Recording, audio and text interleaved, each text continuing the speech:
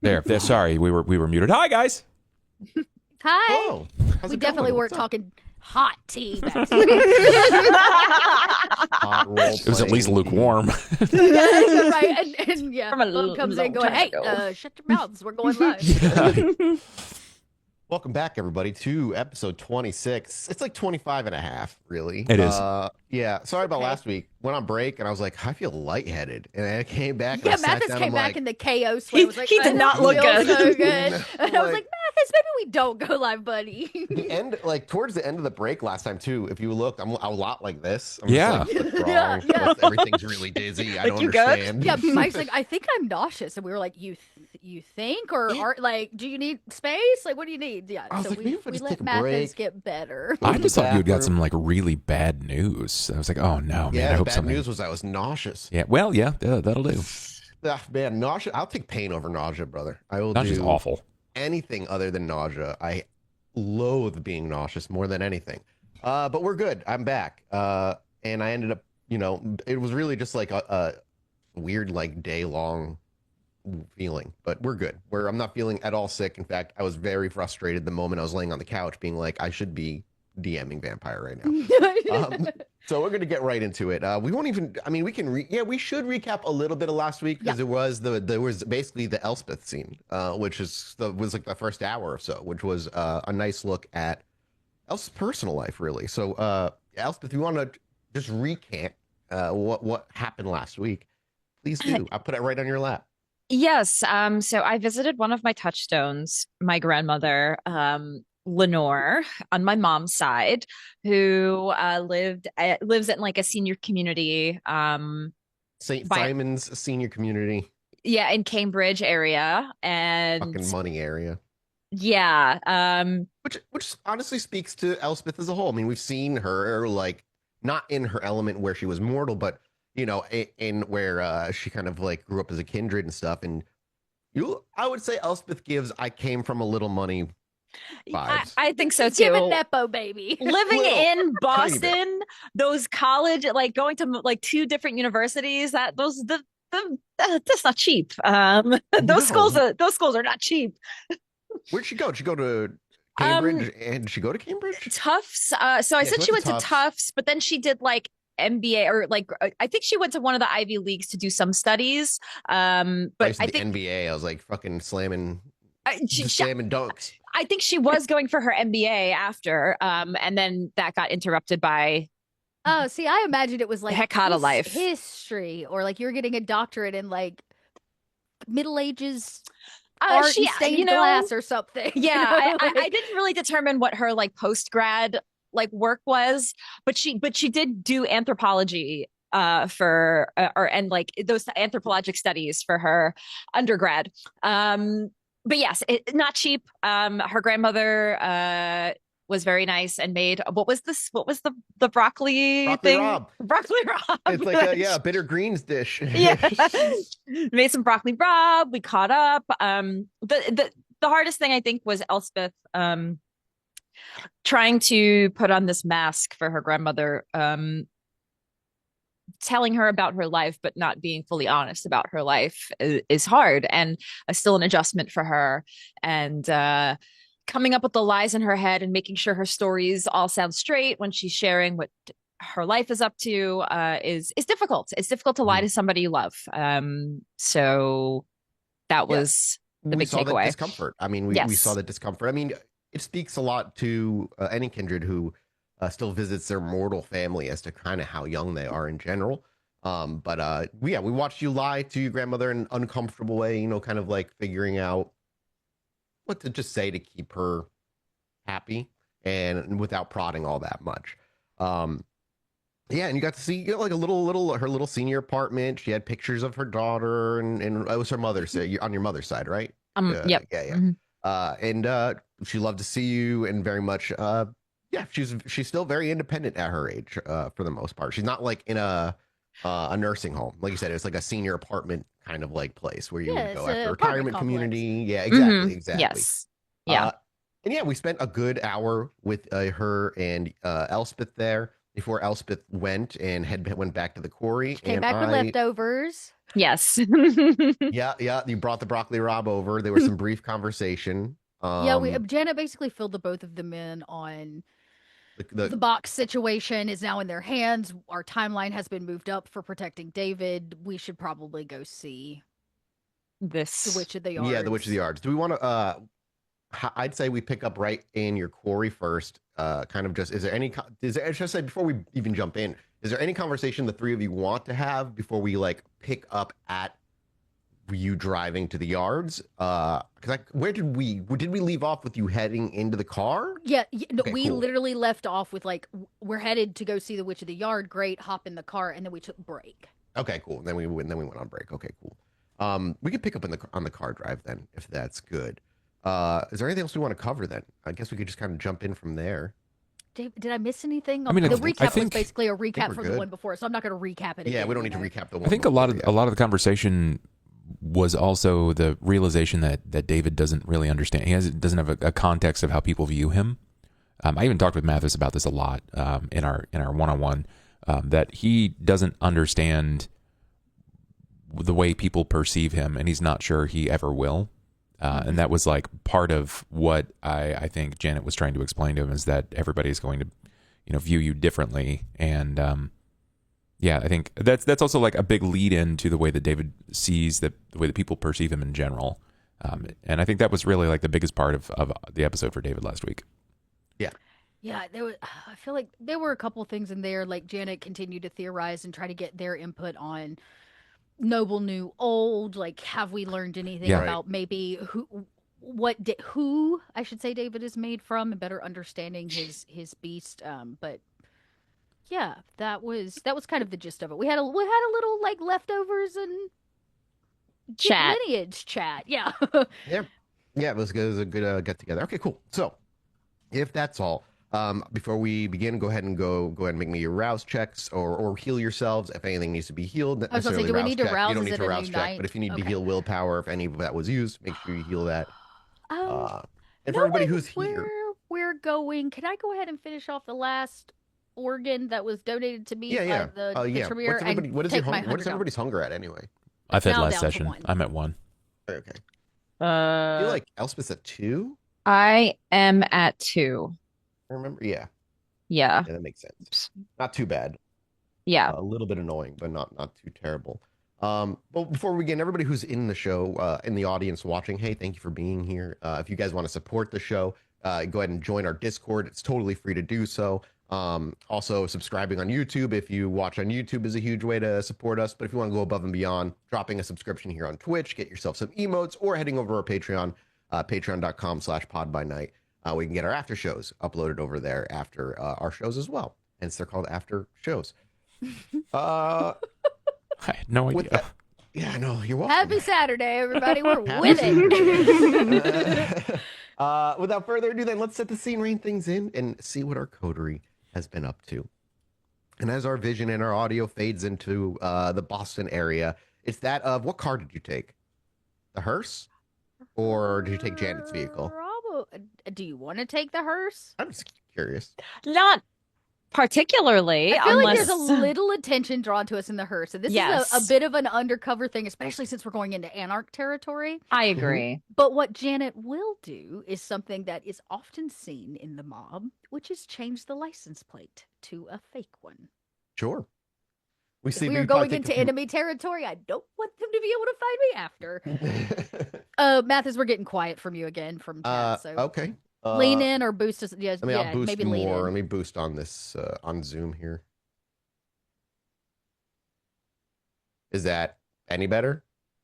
It always sounds the same for us, so chat, you have That's right. Yeah, it went up 15%. I'm at 100. That's probably plenty. Yeah, just lean in. You'll be fine. Yeah. So without so as like you said, you're at you eat, you're gonna put yourself on one hunger, and you're changing your license plate. That probably takes like 5 minutes, not long, Yeah. before you even leave, you step up and kind of take care of it. And then the three of you enter.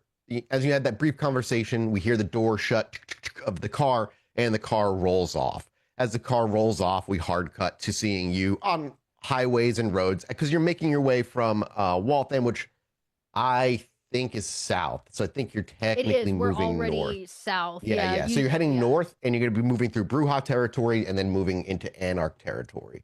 And we like which the yards out in the outskirts tour of Dorchester. You've got like 30 minutes to an hour ride out that way. Enough for the three of you to discuss anything you want to discuss in the car ride, unless you are relatively silent and are mostly ready to just kind of buckle in and drive. You know what? I think in the silence, Janet's like, mom driving, both hands on the wheel, 10 and 2. And she kind of looks in the rearview mirrors like mom does. And she goes, have either of you ever been to Anarch territory? The bar that we went to, was that technically Anarch territory? It's technically Bruja territory. Then no. I do not think that I have. Okay. Let's just remember, we're not just going into another clan's territory. We're going into what might be considered a political opponent. So let's keep everything on the DL. We don't talk to anybody. We don't feed. We don't cause problems, fires, explosions, building collapses, or death in any way while we are here. We understand? I thought we were just talking to a lady. We are. But, honey, every time we just go to the Goodwill, something happens, So let's just keep our presence minimal. Okay. Are territories that important? Yeah, it's a little medieval, honey. Do you remember when we first met and I said that I had to fly to meet Magpie? Yeah. Down on the south side. Whose territory was Magpie in? Bruja. Does that not seem significant? That It does. That's why we've made a Bruja friend. And guess what? We're now welcome in the Bruja territory because, Elspeth's been flirting with a bartender. So now we can hang out at the bar. We have a nice extra place. And it's not a bad thing to have a couple Bruja on your side if things get a little catastrophic, I think We're making friends. David leans in to Elspeth. Is it considered flirting if you spit on their floor like you did?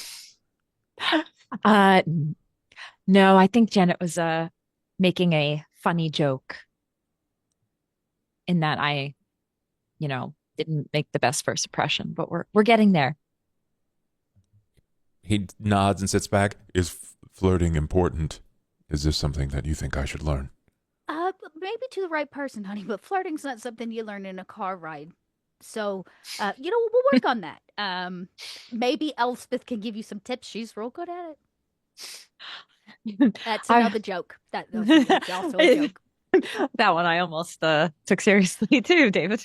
We'll deal with a flirting lesson later.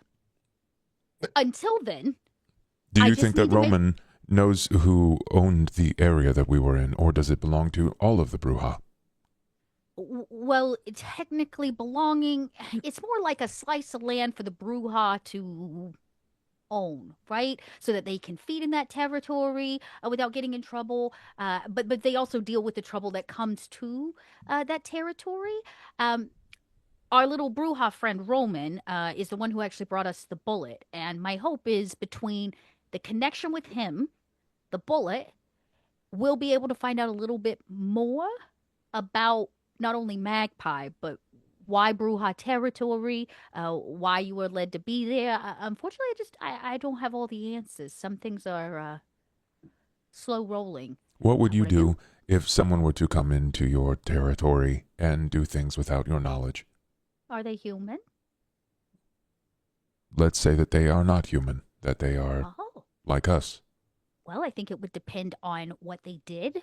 How bad it was the masquerade breached, and whether or not I could quickly clean it up if I were to do it myself. They made me. If it was like that, if you found out that someone had made me in your territory. Well, the first thing I would do was report the incident probably to the prince or at least the harpy to let them know that somebody needs to be brought in and held accountable for creating something that is technically a masquerade breach. One, to keep myself safe and to keep said creation safe.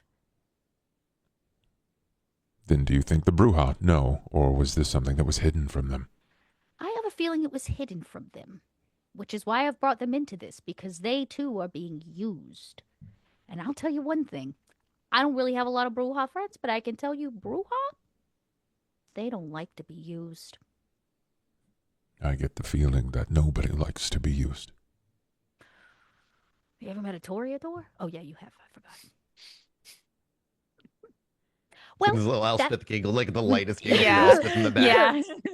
That being said, until then, I'm actually thinking that it's going to be the Nosferatu who have the most information for us. They were the one, in fact, that were in possession of your box.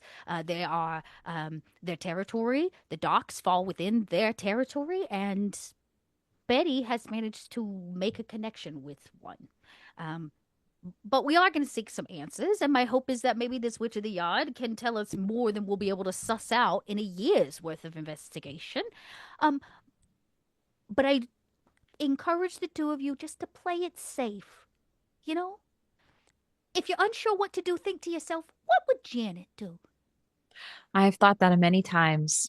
Great. I do not want to eat people, though. Oh, that's okay. I don't mean that, honey. That's very special. Just to Janet. I mean, in dealing with situations, like for example, if we go in and somebody wants to make a deal with you, are you going to make a deal on the spot? No, we negotiate. That's right. Very good. We negotiate. We get a better deal. We come out on top. What would Janet do? And if I can't come out on top, what are we not going to do? Make a deal. Janet would do very many things. You would eat them, or you would call their mother. That is something else you would do. make them call me mother. That's Okay, something let's else. yeah, that's a whole different. That'll be for the flirting lesson. Until then, just stay focused. I don't know what we are walking into, and the fact it is Anarch, it means they do not play by the same rules that we do. It's like walking into somebody else's playground. You need to find out who's on the top, who's on the bottom, and who's playing everybody in the middle. And I have a feeling that this witch of the yard is somewhere in the middle, which means that she could be a real benefit to us, a boon. We just got to play it right. So nobody lose your cool. I am cool and composed. I don't know if I have cool to lose. Does she look cool and composed? My composure is 4. Thank you very much. Yes. She does. She's very good at seemingly being composed all the time. It's only during the moment when one realizes she's not quite sure what she's supposed to do. Okay, Yep. well, at least you look the part. And I will say, Janet will say, and David, if it makes you feel any better, honey, because they don't play by our rules, the fact that they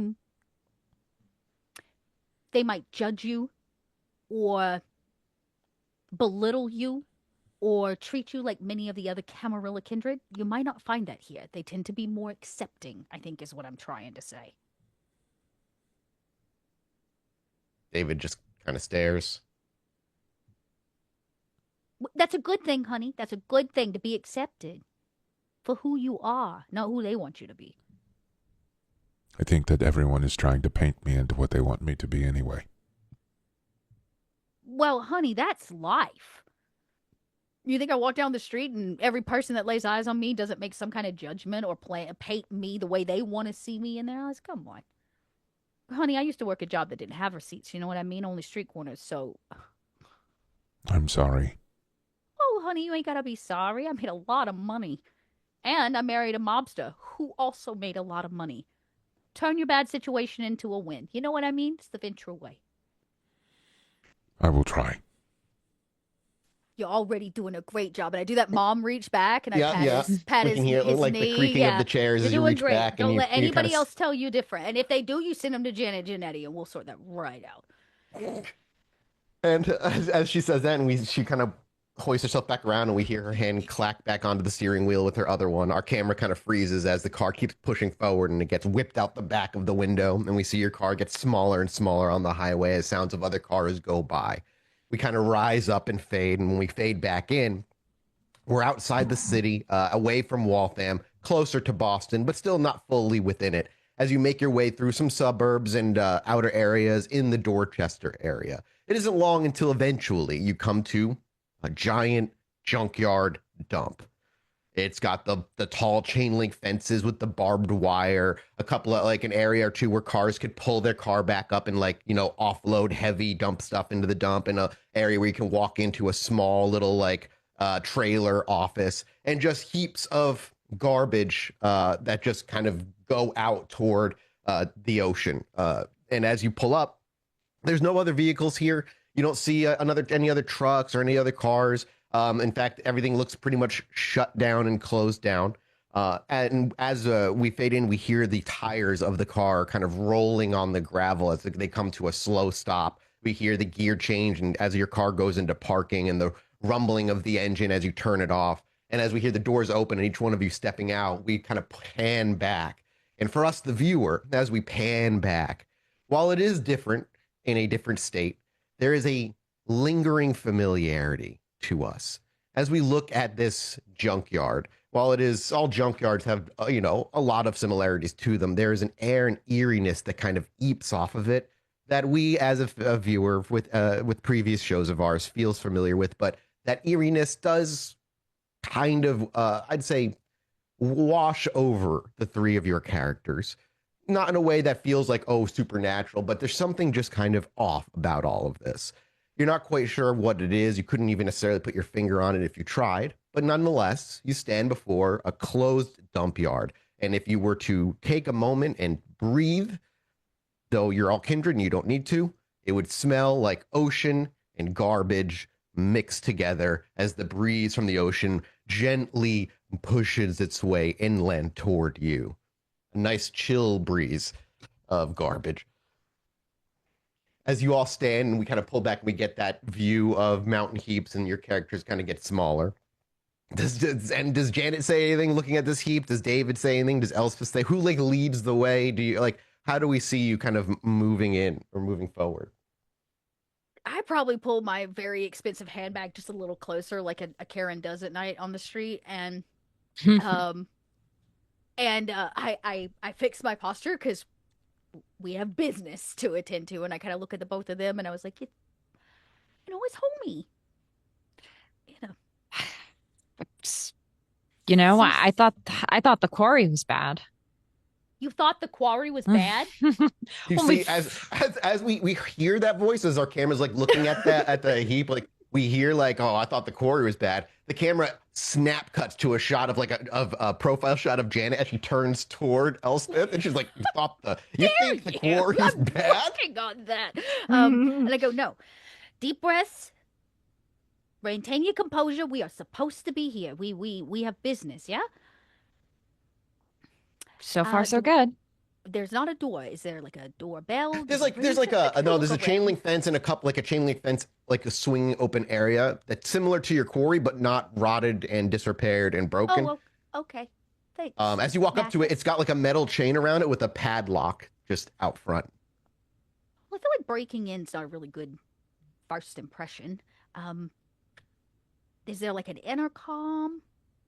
I mean, you're looking around and you're looking for like a button to press and whatnot. It becomes very clear civilized, to you. It becomes very clear to you that whether even if there was, nobody's here. Okay. So what do we do? It goes down. David. It doesn't look like there's anybody in the dump yard at all. I look at David. I said, David, you can see with your feet and stuff, right? Well, what do you see? Starts wiggling his toes. Our cameras cut to his little bare feet. Yeah. Depends. Is this stone? Is the ground stone, or is it like wood gravel? rock? It's gravel. Like there's stones, sand. Sure. It's a mixture. Okay. And like trash. Can you see anything? Well, not from here, but I can fly above. Well, that's one way to get their attention. I mean, honey, if you feel safe, an aerial view wouldn't hurt anything. I Should feel we like not ask first?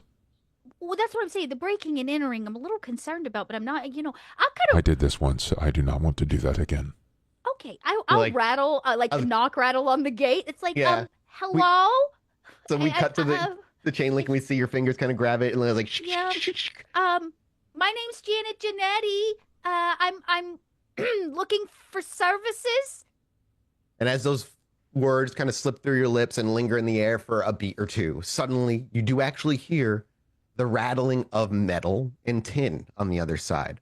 As you look up and look over there, you see a raccoon quickly grabbing something and running off with its feet, with it holding it as best it can, looking over at you paranoid for a second, and then leaving as you see it holds like a half-eaten burger in a wrapper. This is, Are we sure we got the right address? Can I relook at the address Roman gave us? I'm in the right spot. You're 100% correct. You double check. Maybe even get in the car and like back up again and like do a round around the area, and you come back. You're like, yeah, okay, this is it. Well, this is the spot. There is one way to get their attention, which is to intrude. I don't think. Hey, David. I pick up like a larger piece of gravel. I was like, can you just lob it? Just throw it in there and make some noise, maybe wake them up? They could be sleeping. I can do that, yes. David reached down and pick up a big like rock the size of his like palm. So go ahead and make me a strength brawl as you hurl it over and just throw the rock into the dump. This is fine.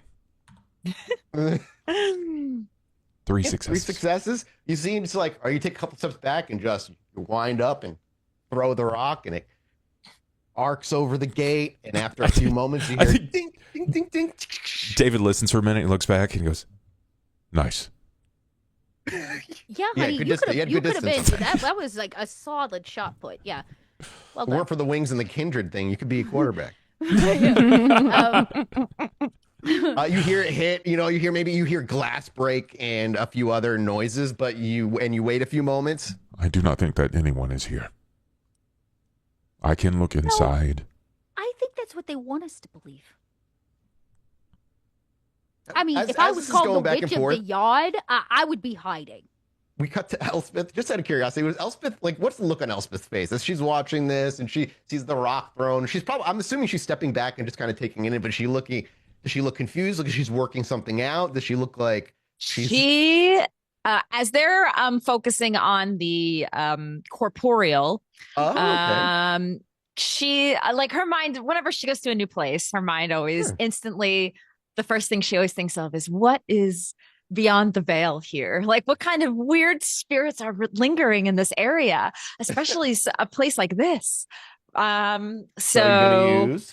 Yeah, I think that they're doing their thing, trying to get attention. And no, as we cut over to Elspeth, we hear like the conversation between Dave, we hear David like nice, and like and that as they fade away for a minute, and we look over to Elspeth as our camera focuses on Elspeth.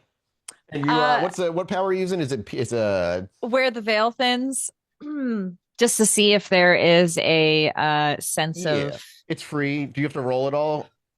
It is actually a rouse check. Okay. So I will roll that first. Eventually, these powers will become second nature to me. I'm just not used to Hekata powers after 26 episodes.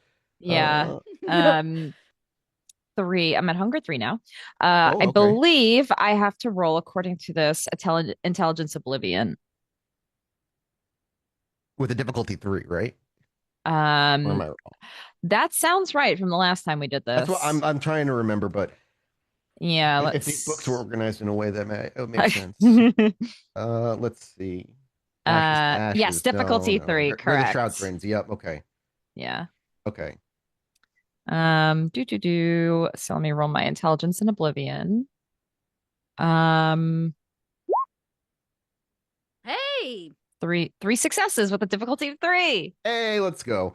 So as you take a moment and we just see, like you said, kind of Elspeth steps away, or maybe not steps away, but takes a couple steps back. We see you close your eyes and then open them. And as you do, very similar before, there's that kind of dead sheen that goes over your eyes when you look beyond the mortal plane. And while, again, it's not like Auspex in that the world physically necessarily changes, it's little things that you begin to notice that just weren't there before. On the wind, instead of just a gentle breeze, there's a voice that seems to carry along with it, or a whisper, or a piece of the fence in front of you seems to be out of place. Here, it's not that the veil here is thin. You note right away that it is not super thin, but it is what is it? Is it called? What was the middle one? Thin, frayed, absent. I just closed it for some reason. I'm a dumb. Hang on. Temple. No. Density. Lord Almighty, just give me the goddamn power. Here we go. No, those are ritual. Those are ceremonies, not oblivion powers. There we go. Okay. So it's not impenetrable.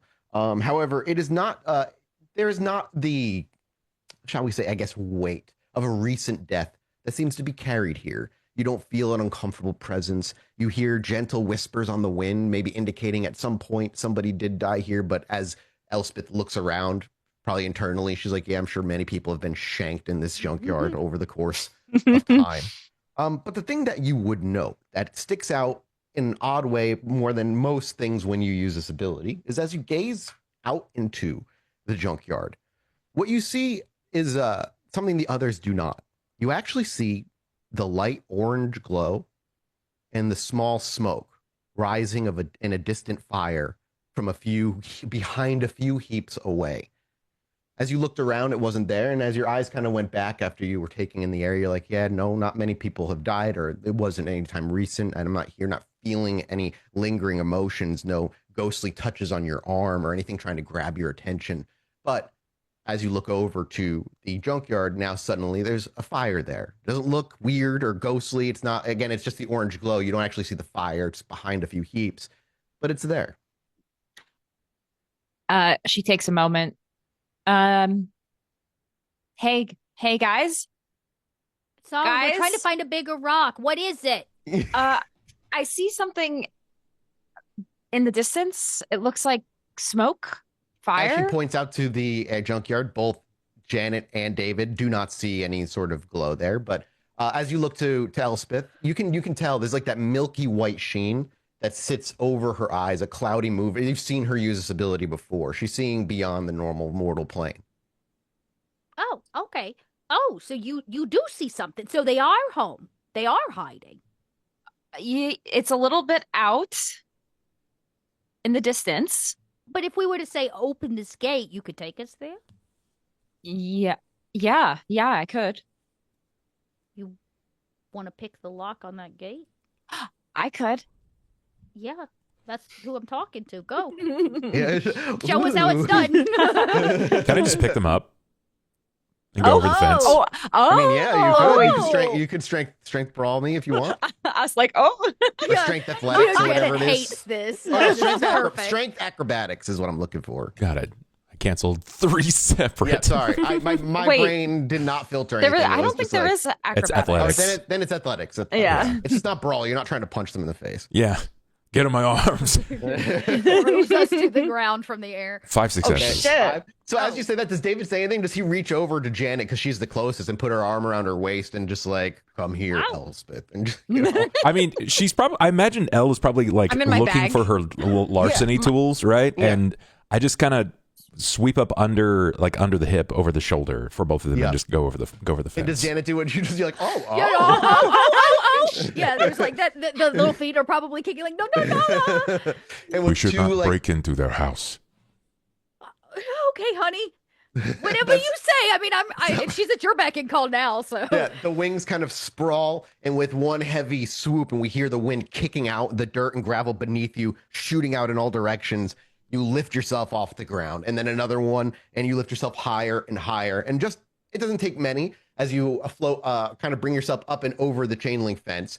Are you just going to hop to the other side, or are you looking to just soar over? Because as soon as you fly past the gate, you're pointing, Elspeth, as the scene kind of comes to an end in a part, and it's hard, you lose focus when he grabs you, and as he hoists you up, you weren't expecting it. The veneer seeing beyond the veil is like ends, because it's like a scene power. Yeah, and makes sense. As you go up and over the gate and where you move to the next one, you're like, you just can't, you couldn't focus, a little nervous, you aren't able to see the fire. Performance anxiety, we all get it, it's fine. Yeah, exactly. Yeah. But we're on the inside of the fence. Yeah, you fly up and over the gate, and if he just lands on the other side of the gate in the ground, you're on the other side. You're not like, there's no barrier, there's no magical repellent or anything. He literally just up and over the gate. Okay, show us where it is. Go. The last house As we you look, broke as into Elspeth looks up, and you're like, got us okay, banished show to us. the quarry. I would rather not do that again. Oh, yeah. Yeah, that did happen. Good point. Janet debates telling him that also hopping the fence is considered breaking in, break the lock, but she thinks better of it in this current moment, and then looks at Elspeth and goes, well, where's the fire? And as you look at Elspeth, you would see her eyes are kind of normal. And as she looks around, she can't. She would have to rouse the blood again if she wanted to, which is risky. Uh-huh. You got 3, right? Do you have a general idea? It was over there. It was down that You have way. a general direction, you Well, think? then let's start walking. What's the worst that could happen? As you say that, as Janice says, what's the worst that could happen? And we see, we have like our camera moves to the ground. We just see 1 foot plant. As you begin to walk, we fade to black. And as we fade back in, we see 20 minutes later on the screen. As you have been wandering a junkyard that is not 20 minutes big, aimlessly for a while. My Louis Vuittons are not cut out for rubber. After she kind of like groans about her Louis Vuittons and you keep walking, you would actually hear a little bit in the distance behind, coming around the corner of one of the piles where there's like the engine block of a car and a couple of tires that are sat there with plenty of just black trash bags, mostly ripped open, jangling. Metal cans clearly clacking and clinking into each other in a way that is not them falling off of a pile of trash. I still turn and go, I am so tired of raccoons. And as you say that, the jangling does get closer. And turning around from the corner, you see a gentleman who has the Picard haircut, completely bald, but long side hair, wearing just a Nirvana t-shirt as he has cans hanging from his swaying dick, moving as he takes steps, and the cans are just jangling into each other. And he reaches behind and he scratches his ass at a bit, and he stays about good 10, 15 feet away from you, and he just looks in your general direction. Is this a Winnie the Pooh situation? Yeah. He T-shirt, is no not pants. shark cocking in this. T-shirt cocking. He's got about 4 metal cans, clearly empty, hanging from a string that dangles from his dick. You know, He's I got like one to say sock I've seen on. everything. I have it. I still get surprised day to day. Excuse me, Janet says sir? that Janet likes. Does Janet say that to them, or is she more saying that open to herself? I just say that it is an exclamation for the universe to do with as it will. But today, Janet's seen something she ain't never seen before. So you shout, "Excuse me." Yeah, excuse me, sir. Could you help us? As you say that, he looks at you for like a beat before he reaches, like as he scratches his ass, he bends over and he just picks up a metal hunk of something, and as he eyes you for a second, he wheels back and he just hurls it in your general direction. I'm gonna roll to see if he hits you. Oh my god. Okay. Oh, Lord. Okay, he misses entirely as it goes soaring and about a foot short, and it hits the ground, and it just kind of glides across a couple of the stone, and you just hear him just go. You hear him hawk up a loogie and spit, and he turns to leave. Oh, this better be worth it. Oh, I will turn on. Sir, we are looking for the Witch of the Yards, and you will treat us with some level of respect, regardless of how much tin is hanging from your penis. Get over here. As soon as you say Witch of the Yards, he stops, and he actually turns to you. And as he stands there, he then, like a sumo wrestler, spreads both his legs really wide and jangles his cups, his things back and forth really slowly. And then he stops and he brings his both hands forward, and as he jangles them, he just goes. You know, and then but keeping his legs that wide apart, he just starts waddling really quickly away. Don't ask, just follow the man with the jangling penis. And you can hear the cans. Even if you can't see him because he waddles away, you can hear the cans going in the distance. I told you that the Anarchs were way different than the Camarilla, so buckle up, everybody. I do not think that I will stand out much here. I told you would be very welcome. Come on. But I'll just start with my Louis Vuittons, my bag real close. Yeah, and you follow. And as you turn the corner, you never see him again, but you always hear him up in the distance, in the direction you should be heading. Eventually, you do turn a corner, and the sounds of the cans vanish. But just up, past a little mountain of trash in front of you, you see, which you were certain was not there just a moment ago, the glowing of a fire, an orange fire, and smoke rising up above it. See? Sometimes you got to follow the unhinged fella. My social anxiety is not equipped for this. Well, you best get that composure together because we just got here. Okay. This sounds like a story that Betty would tell. Yeah, actually. Well, you know what? Now we've got a story to tell Betty. As Janet said that, she leads the way. Yeah, I'll kind of walk up into closer to the fire and to the warmth. As Are you there walk, people around? Well, as you walk, not except for the three of you in this moment, no. As you walk past the little mountain around the corner to where the fire would be, you would actually see a tiny little fire burning from trash, kind of sat at the center of this clearing. And the fire itself would instantly register as odd to you because there's no heat coming from the fire whatsoever. You see no trash man or woman hanging around, and just standing next to it, staring directly in the fire with her knees ever so slightly bent, is a young woman, maybe 5'1" or 5'2", with really long, dark, greasy hair that falls completely on the sides of her face and then forward, covers a lot of her face as well, right past her chest, covering her in a tactful way, as it is entirely evident to you that she is completely naked. And as you step out from around the trash, her gaze never leaves the fire. And around the fire, you could say that there are instruments for you to sit on. You do see one rotten, half-rotten log that sits just directly on the dirt, a barrel that is upside down with cracks along the side of it, and then a couple of like mounds of garbage bags that maybe could be comfortable if they were bean bags, but it doesn't look like they're filled with anything particularly comfortable. And as Janet steps forward first, all the sounds of distant vehicles, of any planes flying over, of any water kind of pressing up against the shore, all of that vanishes. You simply hear the silent, or rather low crackle of a heatless fire as this girl simply stares at it while Janet makes her way around the corner first, followed by, I imagine, Elspeth and David right secondarily. Look, David, you could probably take your jumpsuit off if you wanted. Would it be okay? Does seem we found a bit of a nudist colony. Excuse me, ma'am. As you say that, there's zero reaction. She is still as a corpse. Okay, my name is Janet Janetti. We were told maybe by a mutual contact that you might be able to help us. My friend David here. When you say David, her head actually tilts gently to the right, but she doesn't look up. Yeah, he gets that reaction a lot from women. This is my friend David. And he has some questions that maybe we thought you would have information on. Other than the head tilt, she doesn't really do anything. She doesn't say anything, but you're not demanded to leave either.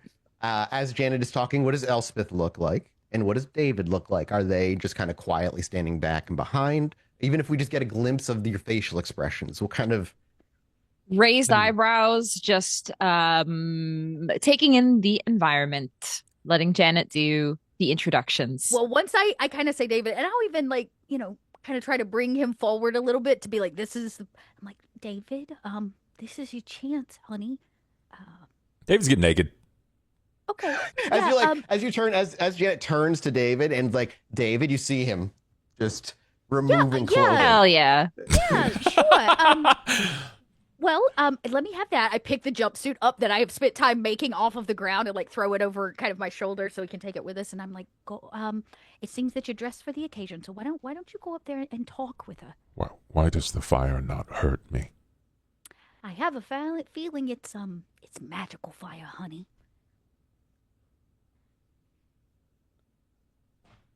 Mathis, how familiar does she seem? Does not seem familiar at all. Okay. Okay. I suppose David will walk up to the fire. Not like hands up, warming himself up, nothing like that. Yeah. He feels sort of out of sorts, but in sorts too. I guess he's waiting for the next. Yep. The David next steps step. up to the fire, completely naked, as he's. We got Elspeth. I actually think Elspeth is intrigued by this fire. Sure. And the lack thereof fear that we feel toward this fire. So she's just gonna observe the fire in particular and just keep an eye. Yeah. Are you using any abilities? Or are you really just like intrigued with it? Not at the moment, but I'm gonna observe as David walks closer and see how he reacts to it, see if she does anything with it, but just sure. Her eyes are on the fire. Make me a wits investigate check if you'd like. Yeah, I'll do that. I'll come back to that as you make that roll. David walks up to the fire, completely free from the clothing that he was wearing, the cloth prison as he sees them. And as he steps up to the fire, you said, does David just kind of steps up and silently just kind of regards her or waits?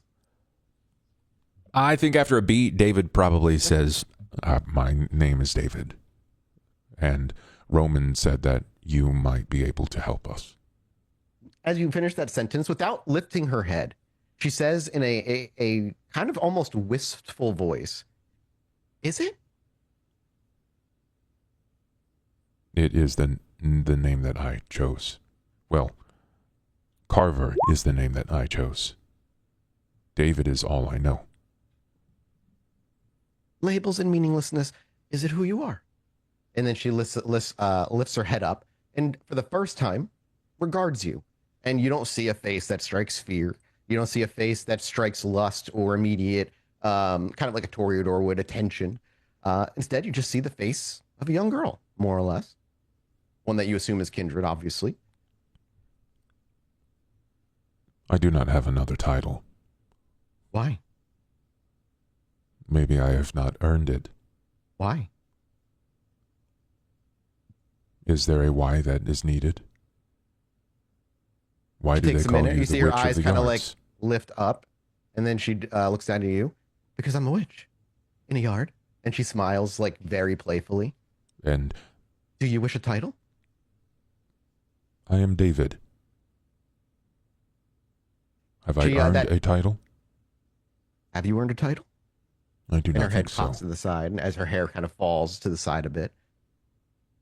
I do not think that I have earned a title. Why? Are you useless? I can make use of you. Anyone can find use for you. Or you. Or you. Or you. Or you. And she like looks to Janet and Elspeth as well. I am unsure none. about a lot of things, but I know that I may have some uses, just not the same to everyone. As you're like, you're unsure of a lot, she steps forward to you and she goes, yes, isn't that exciting though? You might think it is exciting, as much as I might think that it is scary.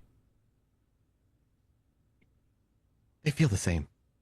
And then her face kind of drops from a playfulness to just kind of a plain, like, stoic one before she steps back and she plops on the ground and crosses her legs. And then she pats the ground as though to take to sit. I'll see.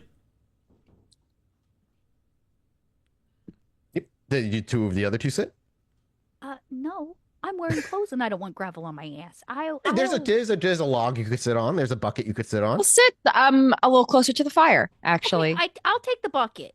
Be careful with buckets. We've learned so many lessons. I'll make sure, Only like, you could sit there and go, is the I bucket probably- familiar to Is you? it dripping? Are there drips? Little drips? I No, imagine you this hear is, no this is drips. like a Home Depot orange plasticky Yeah. 5-gallon. Yeah, Yeah, I'll like a just bucket make like that. sure that there's not like a viscousness on it before I sit down. But Yeah, I'll, we see Janet walk yeah. over and just kind of dusts it yeah, off I of just whatever kind of dust garbage it might be and on it. I'll sit real nice, like quiet. And Elspeth, do you?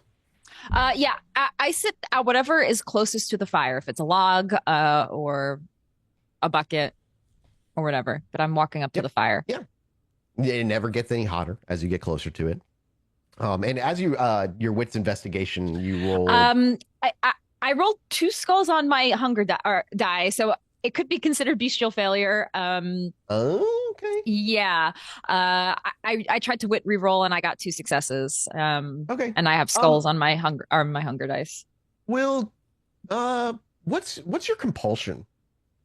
The Hekata compulsion is, oh Lord. Bestial failure is where it has no immediate fun story thing. I need to use compulsions more. God, something about. I think You it's can like look it up. You can look it up. Don't rush. It's not a big deal. We can take a look at it in a moment. But Yeah. I will say, even though whether you have bestial failures or not, the thing you would be able to pick up one way or another is that it doesn't seem like the fire is responding to, I guess, nature or its surroundings. Wind doesn't seem to whip it in any particular direction. It seems to have a life of its own that is unaffected by anything else around it. Move something from life to death. Oh, okay. All right. That'll be fun. right. Okay.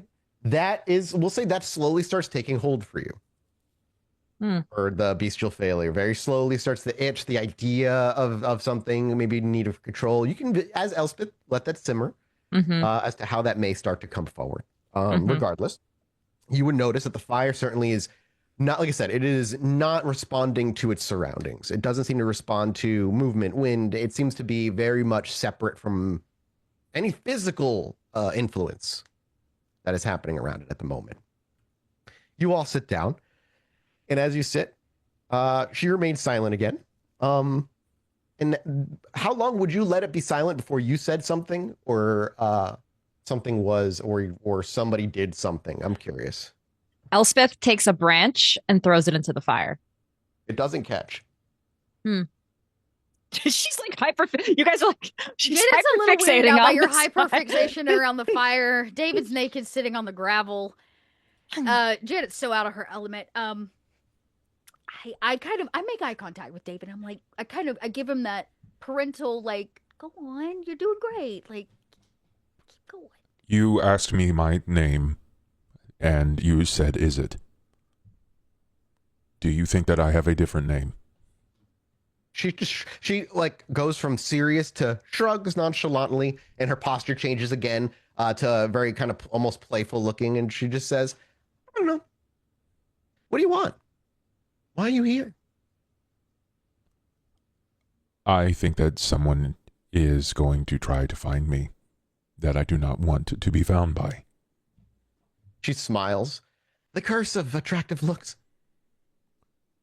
Is it my looks? I don't think that they are after me because of my looks. She just reaches over and she just places a hand like on your chest, and she just like very like force just kind of squeezes your upper chest area a couple times, and then she gives it a good kind of couple hard slaps, and she just slaps your shoulder a bit and then like kind of squeezes your arm a couple times, and then she leans back and she goes,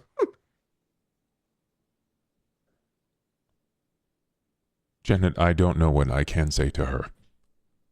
Well, Everyone that I tell about me becomes very estranged to the idea of me.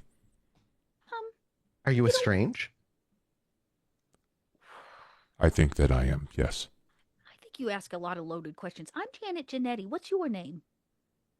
She just gives you a wave. The witch of Okay, witch. yards. The witch of the yards, right. She then David's gets not up and starts kind of spinning in place. Uh-huh. Okay. Well, I imagine you are capable of understanding that David's not special because of his good looks. Why is he special? Well, we were kind of hoping you could tell us that. I'll tuft out my wings. Oh. Wow. And she like kind of prances behind you and will stretch her wing out she doesn't ask permission. Sure. But she does. And she runs her fingers against it. And then she takes a couple steps back.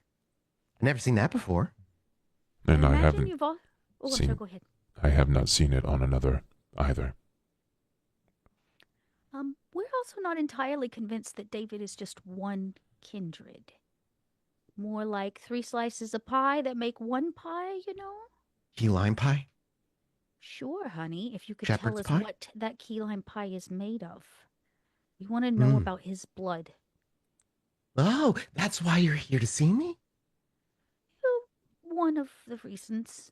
But also what David said. If his blood is special, he's being hunted not because of his good looks, and we would like to keep him safe, particularly from a group of people that tend to be able to find just about anything. She said that her... I am old and new and noble. Is that what she said? Noble. Yes. What do you have for me? Oh, I see. Well, hun, what would you like? I am Janet Janetti. Acquiring things is like a hobby. Uh-huh.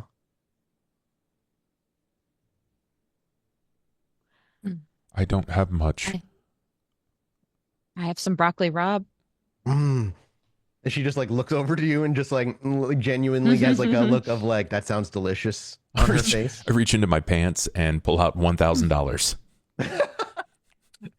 Do you hand it to her? I just ask, like, I just holding it up. In offering kind of position? Like if she reached out to grab it, like are you implying that she is to reach out and grab it, or are you just like holding and showing it as like... It's sort of like that pensive question look of like, what do you have? Like, it's, you know, when it's like when a dog tilts her head like, I have $1,000. I also have pants, and I do not like them. I like them, but I do not love them. Why? Because they are caging. And she's saying that while looking at Elspeth, waiting for the broccoli rabe. She takes a moment away from this fire and goes through her bag and pulls out the little container with the leftovers. Do you hand it over to her? And hands it over. You see she grabs it, and as she pops open the top of the container, she then nestles it in the fire. In the fire? Yep, the plastic tub in the fire. She does this. She's Elspeth will just inquire. This fire, are you heating that up with the fire? She actually looks at it for a couple beats when you say that, and then she looks up and shrugs. I never tried it. Oh, you know what? Keep going. Keep going. What is this Who fire? do you think David is? She cuts you off completely. I think, I think he might, at least part of him, be somewhere connected to my bloodline, And what's your bloodline? that of the Cappadocians. Oh, incestuous. Uh, we've moved past that a little bit. Not Have fully. Aren't you all a family now? We call ourselves a family, but Brothers Yeah. and brothers and sisters and brothers. cousins, and then people marry into it, you know? I wonder So when no. the deformities start. And then she looks over to Janet. What do you think is David? Who David is? Honey, my opinion does not matter about who I think David is. What we She have been stops. able- She goes and she stops and she cuts you off. Your opinion makes David who he is. No, David makes David who he is. My opinion only hinders that. But if you want my honest opinion, my guess is that David is some strange creation and amalgamation of a variety of kindred who have very, very powerful bloodlines. She looks back to Elspeth. Now, who do you think David is?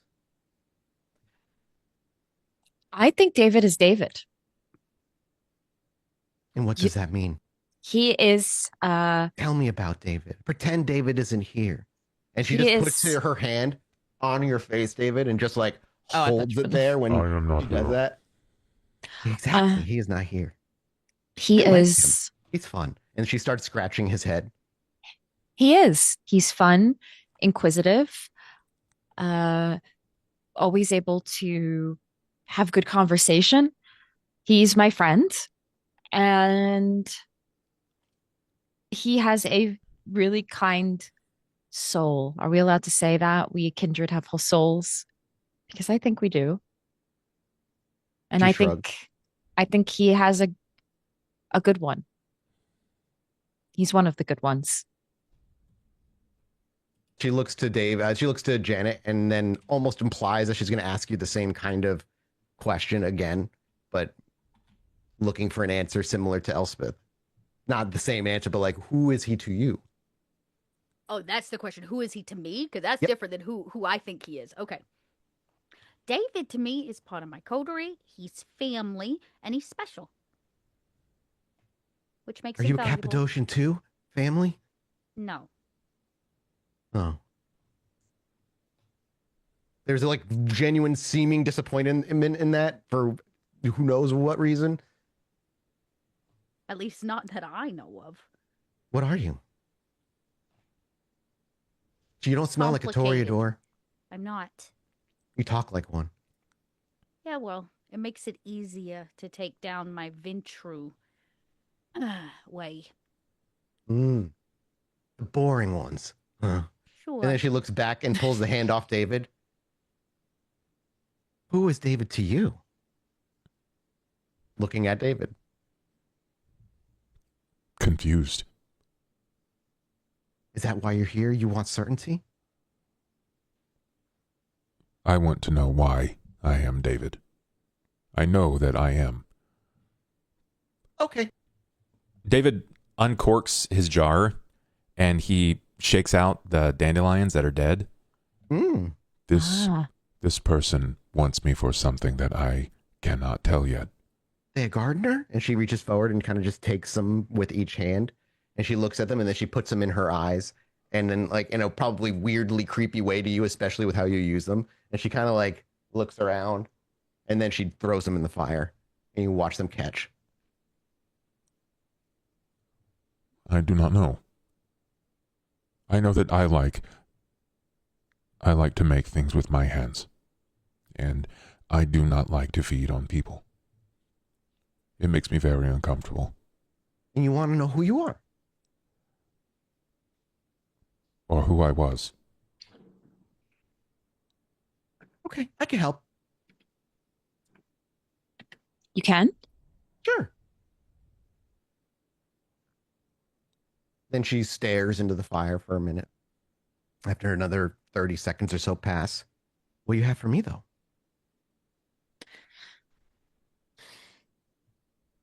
That goes back to the question of what it is you want, honey. Mm-hmm. I forgot. You offered me money. She looks around if you want for a minute. money, I got plenty of that. I only have 3 things. And 1 is the money that you do not seem interested in. 2 is my work with my hands. And the 3rd is that I can fly. And I really enjoy flying.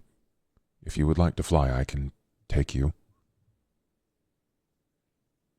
She looks like she thinks about it for maybe a second or two, and then she just kind of shakes her head very viscerally back and forth. I want you, think about it. About what? I'll see you again. Come here. And she just waves David closer. He scoots across the fire. Okay. You ready? I have to be. Yeah. Are you afraid? No. Doesn't look scary. There's no like dark emanating aura coming off of her when she asked that. As odd as she seems to be. No, I am not afraid. Okay. Do you want them here? And then she gets like low and quiet and she looks over to Elspeth and Janet. I like them. They care for me when I cannot care for me. Okay, just like him. And she stops. So she just like takes a step back. Okay, well, stand in the fire. I do. She almost seems not surprised, but playfully delighted that you just agree immediately. Then you step into the fire. You feel no heat. You feel no pain. You stand in the fire and it seems to just lick away around you. Unlike the stick and seeming the physical stuff, Elspeth, it does seem to react to him standing in the fire as it licks around his feet and up to about his shins is about how high the fire goes. And then she's like, okay, last chance to say no. Fascinating. That's what he should be saying no to. Well, what are you doing? If you don't want to know who you are. This is fascinating. No, we want to know who he is. Okay. We're doing it. You came here. I help you. And what about the security piece? Can you make sure nobody can find him? You can figure that out. Okay. Yeah, sure. Go ahead. David stand in the fire. reaches across, and how she kind of like slapped and touched. I think David touches her shoulder. I trust you. She just smiles at you. She doesn't even say anything. Well, I don't, because I'm one of those boring ventures. So can I know the terms of this deal? Terms? Yeah, you give him something, and what are you getting? What are we giving you? Hey, we'll figure. Well, next time I see you, you'll have something for me. So the And cost then she just is... goes, Okay. "Hey, come here!" And just like yells. Okay. Get After a away. few minutes, you hear jangling, Oh God. and you see the same figure kind of walk around the corner. And she waves him over, and he comes over, and she just grabs and slaps his balls around a little bit, and then Oh my just grabs, god. 2 of the 4 cans, and she holds one up and puts one back and grabs the other one, and she pulls them off the string, and she just kind of shoves him away, and he waddles on off, and you realize as she looks into them, they're both dead empty, and she just throws the cans into the fire.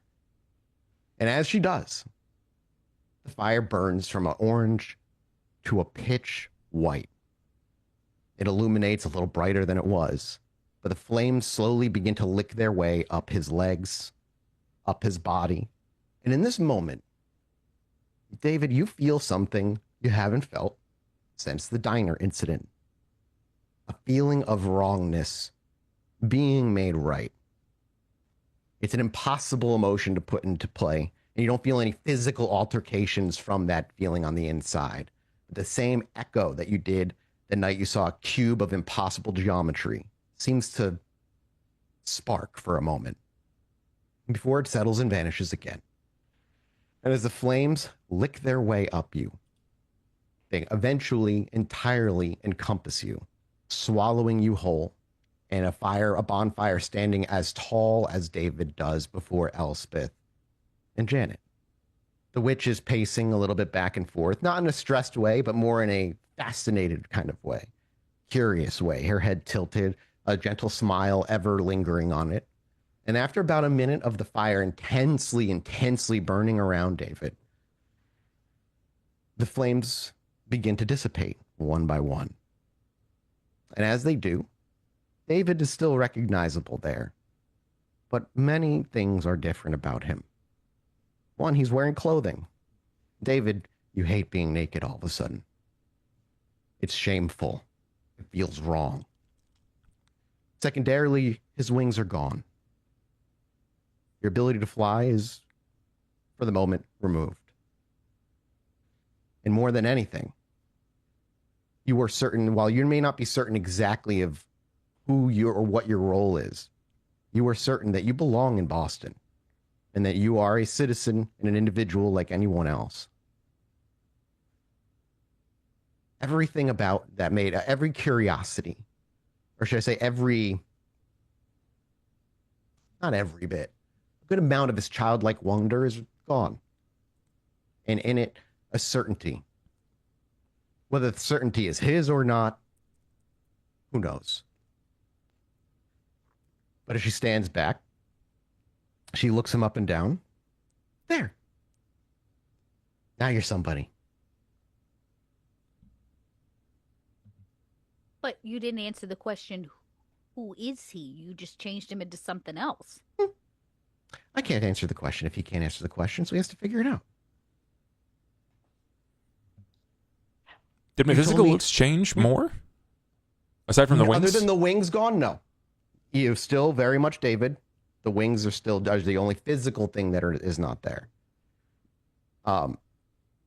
You're still like aware. It's not like you have a false identity implanted in you.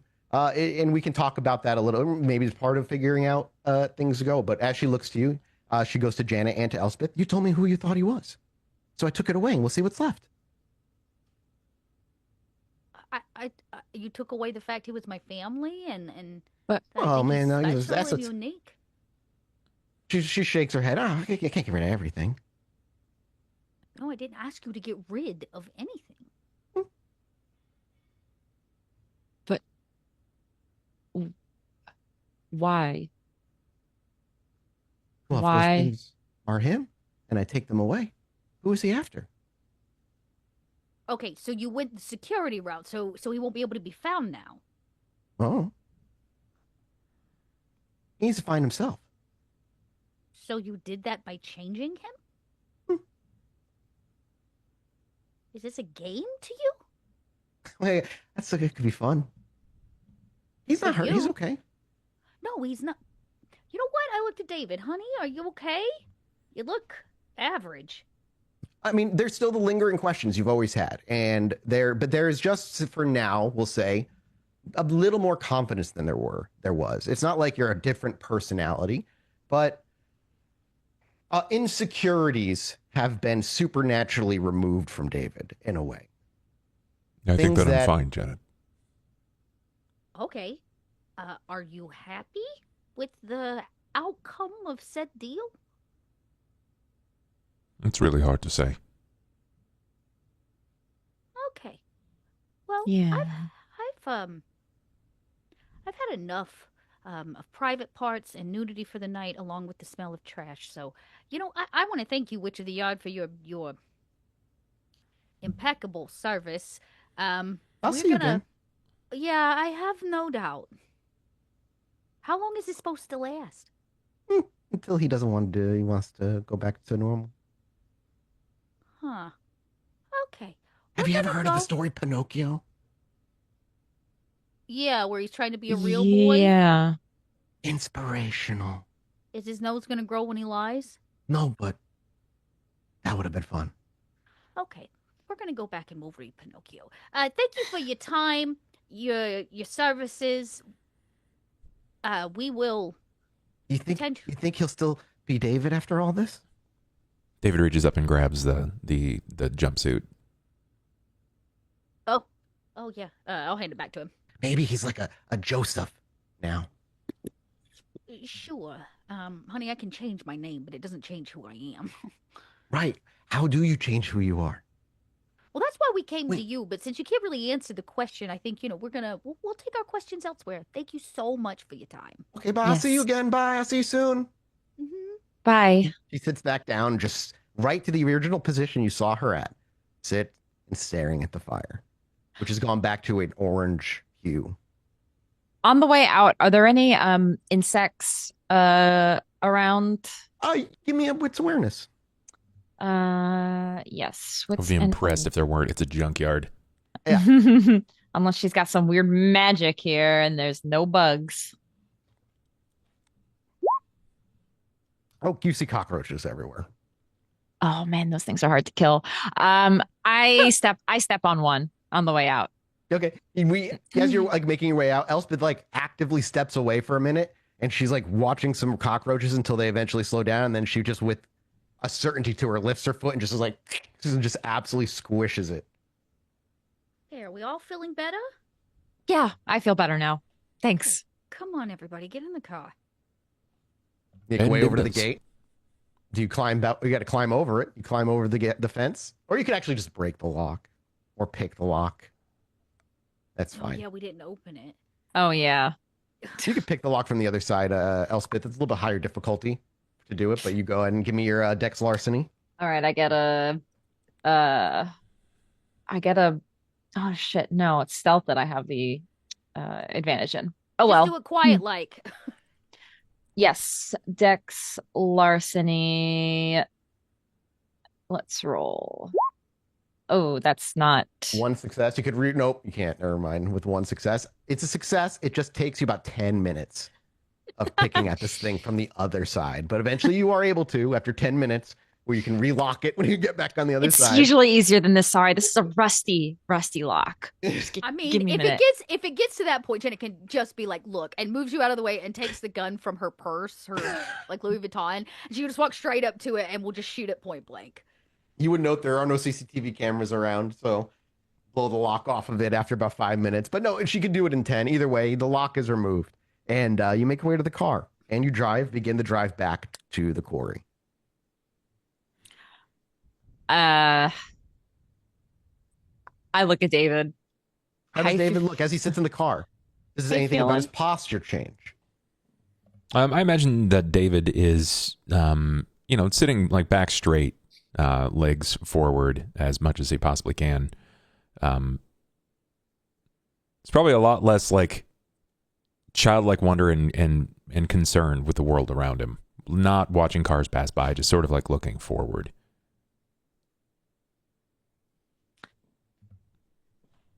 How you feeling? I'm not sure what I should have expected. Yeah, I'm not sure either. I thought maybe, well, I tell you what I expected. I thought maybe she would take some of your blood to do like a little genealogy test or something, but She was a kindred in a junkyard. Not a scientist exactly. yeah, I don't know. With the title witch, you think that there's going to be some sort of cool magic or something. The only cool magic in that place was that fire. I don't know what that was, but it clearly did something to you. Did it? Yeah, you did it hurt? No, I didn't feel anything.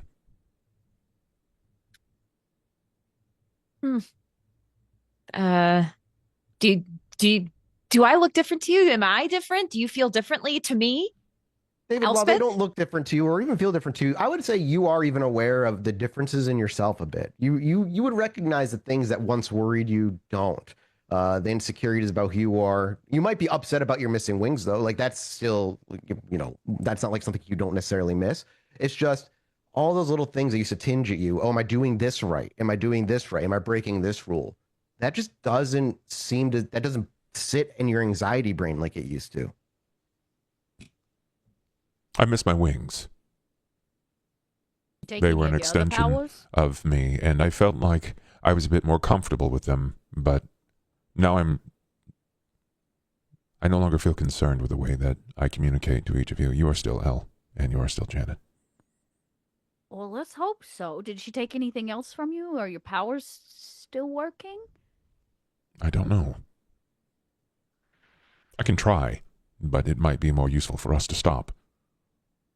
Well, we're on the way home, and I feel like maybe within the safety and security of our own personal junkyard, we can maybe test that out a little bit. Why would she take my wings? As she's driving to, and he's asked that, and I imagine also David's kind of in his own head as wondering, like, well, what do I feel different about? Just to reiterate as well, like all the things he didn't know, he still doesn't know. He's still confused about rules and whatnot. He doesn't know them. It's just that they don't worry you. They're not something that you took the stresses insecurity. you. So I just want to make sure, maybe if I wasn't clear enough for viewers or what have you, just that like all of who David is still in there. It's just a lot of that childlike naivety is replaced with an adult-like certainty, even if he isn't certain about anything. You know, when I was still a mom, one of the tactics I used quite frequently was reverse psychology. You ever heard of that? I'm familiar, yes. I have a feeling that this is kind of some like next level reverse psychology. I think she's trying to teach you a little lesson, David. Lessons are meant through failure, not through theft. Well, some could say she didn't take it because you willingly gave it. And some would say that maybe visiting her and doing what we did was in fact failure on some part. Can we talk about the way she touched you, like your chest? It was weird. Anybody else? It was a little weird. For you, David, it didn't feel like she was groping as much as she was like feeling the like structure of your body. She was like, okay. I thought it was about the stone in his no, chest. because Like, it started and she like slapped, okay. and then she like grabbed his shoulder, and then his back. It was like she was like, okay, so he's stoned outside. What can I change? Like feeling... Okay, she was sizing him up. Okay. Since I've walked from my box, many people have touched me. With my consent and without. This was no different. Okay.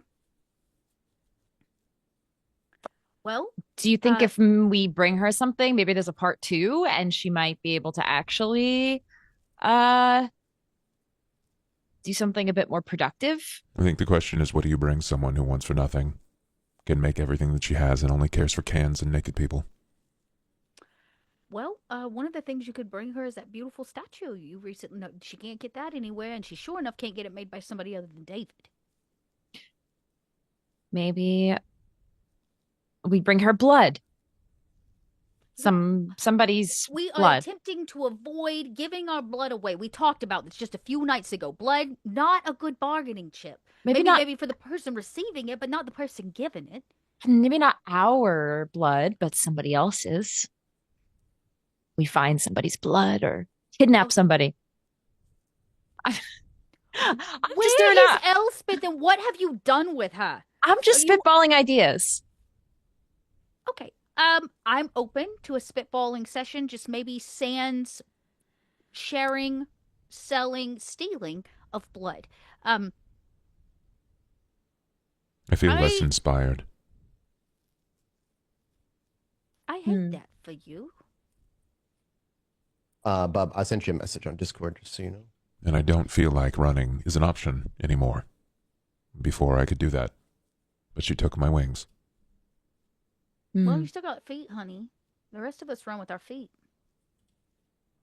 I cannot run as fast as a car. I cannot run as fast as a toreador or another. I see. The only thing that kept me separate from everyone else was my wings and my ability to see the good in people. And I'm afraid that things feel a lot less gray and a lot more black and white. Okay. Well, how about a drink? We're passing through Brewhot territory. We could go by the bar. Everybody could use a drink. Moment to decompress. Janet needs a moment to think about what the fuck just happened. Yeah, that's a good idea. Yeah, I think That would be You know good. what, David? She did kind of come through on the hiding you bit. I mean, your blood's still your blood, but you definitely are a little bit That's a more good point. easy to, you're more incognito for day-to-day street walking activity. Um, Yeah, Plus, now without the wings, I can make you all kinds of outfits. that's true. We could This try to is a find good some positivity. that's a good temporary thing, but she did say that she could go back to old David. Yeah, she kept talking like we were going to come back. I mean, I assume we don't want David to be like this forever, and she's probably the only one that can fix it. So that's probably Well, I what. think David, that's the whole point of this reverse psychology lesson shit, is David has to decide who he wants to be. And this is just a new perspective on that. Because you're not really different, David. You've just gotten rid of the things that maybe you were a little insecure about or that set you out apart from the rest of the world. And you have to decide, do you want it or don't you? I was never insecure about my wings. Well, yeah, but it still made you stand out. It made you different. It's part of the reason some people looked at you. I never You had a didn't. problem standing out. I had a problem with the way that people perceived me. Well, I'm going to tell you now, they're going to perceive you differently, easier. I never wanted That to be piece. easy. Well, then maybe we should just turn around, go straight back to the witch of the yard and say, fix it. Yeah, I don't understand this whole thing. I That's because you never had children and have to manipulate them to get them to do what you want. You know what I mean? To learn a lesson. That's what this is. This is pure top to bottom but psychological manipulation. but who is It's she done to in a physical form. even? She's the woman we came to for help. We asked her. I She guess didn't really so. do anything wrong, and by a legal standpoint, she fulfilled the ask. I just think that we didn't suspect that it would manifest in such a way. And the real question is, what does David want? If David doesn't want to be like this, we can go back and ask for a refund, you know? What she wants David to do, based on all of the very open-ended and somewhat confusing questions, is to come to terms with who he is on his own, instead of being defined by what you, I, or everybody else sees. I think she Okay. made a knee-jerk reaction based on the way that you had described me. Yeah. Well, Maybe we. I didn't really go to describe you and to have you change based on my wants. So, maybe that was our mistake for even being there at all. But Well, David, what do you want to do, honey? I don't know yet. Okay, well then let's go get a drink. I promise you there's no better time in the whole world to get hard liquor in your system when you have no idea what else to do in life. It's the best time for drinking.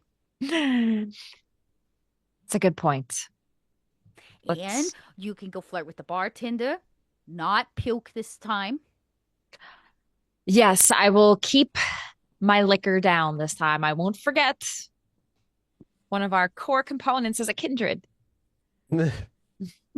So you drive off to the bars where you're heading? Yeah, I mean, we're gonna have to pass through there anyway, so Yeah. we might as well stop while we're headed through their territory. Sure. As the car drives off and we see the bar in the distance, we could fade to black here and go on break. It's a Yeah, little it's perfect early, but timing. not super early, and we'll be back in like 10 minutes or so. All right, guys, we'll be back in a sec. Run bio, do what you got to do, and we'll see you in a minute.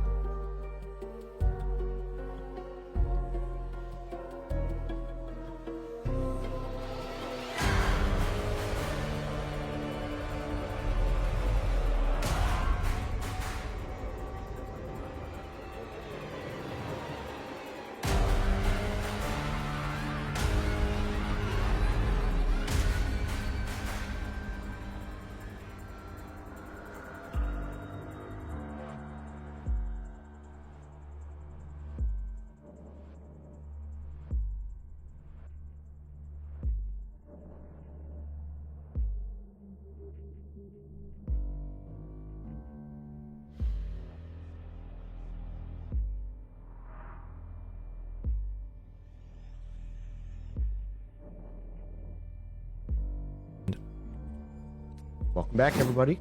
Hope you got your drinks refilled. We're gonna jump kind of right back into it. Do we want to pick up at the bar? Is that where you are? Just is it more of like a scene where we see you all unwinding at the bar and kind of like trying Janet to find... will dress down just a little bit. Like she'll leave the Louis Vuitton in the purse, right, or the purse in the car, because like a little too fancy. Maybe she'll take the pearls off. She's gonna try to dress down. She undoes the button up. You know, there's just like a little bit of a. We're going into a dive bar, and she looks like. Yeah. You know. Mina is the bartender, as always, when you enter. She's the one with the giant slash across her throat. And has David been to this bar before? I know Elspeth has. It was just me. It was just the two of you. Yeah. Right. So yeah, when you walk in, it is a dive bar. Like this is the Riot Act is the name of it when you enter. Yep. And it's like got a couple pool tables, a couple just plain wooden tables. You know, your usual like on the walls like a framed gun. Bar, like it's just your typical kind of dive bar. If you've been to a dive bar, you understand what this looks like. And it's not sparsely populated, but it's not like popping super busy. There's familiar faces that you would recognize from the last time you were here, amongst a couple of others that you don't. You weren't looking for Roman or anything, right? I was, but I didn't let them know that. Yes, gotcha. Janet is absolutely looking for him. Sure. So when you swing in, you don't see him right away, but you're going to spend some time here, I imagine. I think David's going to walk into the bathroom. Okay. Oh. Yeah, you enter the bar. Elspeth and Janet make their way up to the bar. Are you blush of lifing to have like alcohol here, Miss Pukey Pants? I will rouse with you, even though I don't necessarily. Actually, as you approach the bar, I don't know why I'm asking out a game. As you approach the bar, Mina would smile, and like any good bartender worth her salt, she recognizes you immediately, and she smiles to you, Janet, and she looks to you, and as you get close, she gestures for your hand real quick, Elle. Do you reach out? She like gestures like she reaches out for you, like you reach out as she grabs your hand, she snatches it, like not like pulls you, but she grabs it with some force, and she places her other hand on top of it, and she's like, right, so before you order anything, are you gonna warm up? Yeah. You know what? Let's live life on the edge tonight. Janet doesn't know you're at 3 hunger. So Janet says, yeah, go ahead. Yeah, I'm gonna let you rouse. So I'm already roused. I succeeded. Yeah. Oh, thank God you succeed. Woo. You stay at 3 hunger. I just simply lean in and I say, if I don't, will you touch my hand like that? And then I look at Elspeth like, girl, the sexual tension between the two of these women. I was like, you're not a Toreador and you're building sexual tension with other characters. But does Janet say that? Do you say I say it out loud. She actually smiles and like half sarcastically, half smiling. You'll see Mina reach her hand out for yours. Oh, and I'll put It's it like in carding there. somebody. Carding somebody doesn't need to be carded. Yeah, exactly. Oh, and I'll put it in there and let her check my pulse too, just to Yep. participate with Elspeth and kind of play Exactly. into her good. And good after she behavior. confirms, she looks to you both. She's like, "So, what can I get you?" As you realize at this point, you look around, you see David like mostly to the bathroom at this point as the door swings open. Yeah, I think I go to order like 3 whiskeys on the rocks or something, and realize that the third for that is not here. What does Elspeth usually drink if she drinks? If she ever even got into drinking at all? Like Ava was a wine drunk, obviously. But Elspeth, like, did she drink much in college? Midori sours. College, yeah, Definitely. yeah, exactly. Is it Midori A dark and sours? stormy. No, The fuck is that? It's rum. It's dark rum with all I know is it's a rum drink. I don't fucking know. It's got rum in it. What the college girl of you? Yes, ginger beer, rum, ginger I was gonna say, beer. it's ginger beer With a liqueur, I think. It's a cocktail. She's a cocktail girl. So like a cosmopolitan Apple teenies. Yeah, like she's a college girl. So what do college girls drink? Fruity drinks. Girly cocktails. Yes. Bub drinks those things because I'm not out here trying to get drunk. I want to enjoy myself. I love them too. I'm not a beer person myself, but I do like a good cocktail. I'm just a beer lady. Like, give me a really good beer. If I'm gonna have the side effect of hating myself later, give me something to enjoy right now. Yeah. So you order. I'm sorry. What did you order? I got lost in the sauce. A dark and stormy. A dark and stormy. So now I've got to drink 3 whiskeys by myself. But as you order the dark and stormy, she's like, "I'll take a whiskey sour." But as you order dark and stormy, she's like, "You're gonna have to remind me what's in a dark and stormy, sweetheart." 2 ounces dark rum, ginger beer, and bitters. God, she's like, "It's been a while since I had a college kid here," and she starts like shaking, mixing up the drink, and she makes your whiskey on. You said, "You just want whiskey on the rocks?" Yeah, I guess give me 2 whiskeys on the rocks. Maybe David will be back. And I just lean it while she's making drinks. I lean over to Elspeth and I go, "When we get older, we start to drink our liquor." Well, thankfully, I'm gonna look 24 forever. So you want to be called a college girl forever? She kind of is like kind of makes her the valid girl thing, you know? Yeah. Yeah, it's like, what you wanna be the college girl forever? The charm hasn't worn off quite yet. I'm sure it will eventually. Honey, you guys are like stabbing each other with like micro daggers. Yeah. She's like, here's the thing about college girls. They think they're charming from the beginning, but they never really were. Okay, you and I just have different viewpoints on this, Janet. But I'll take your words right here. And as you say that, you're cut off by the conversation cut with the clacking of like the hard glasses on the table. As she slides it forward, some older woman comes and orders a White Russian. She's like, "All right, I'm gonna go make that." And as she like leaves you, but I know. I'm just giving you what my very first drink my friend made for me was ever. Yeah. Yeah. My very first drink at 20 was a shot of Everclear, thanks because my friend's mean as fuck to me. And then the second drink he made me a White Russian. Yeah, we used to drink it in Gatorade, Everclear. Oh man, I can't think of Everclear being good in anything. Anything. Like, it's not supposed to be. That is not the point of Everclear.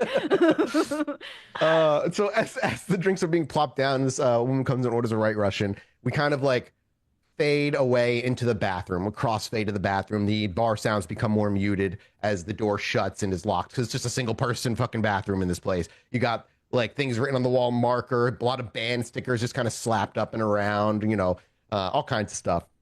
And we see David step into the bathroom, and what do we see?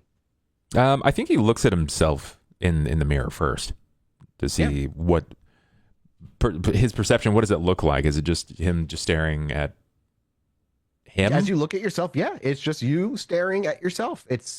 You look like David. Maybe you tell me. Maybe your posture's changed. David was always very straight back, though. He didn't really like slack or anything. He's just lacking wings.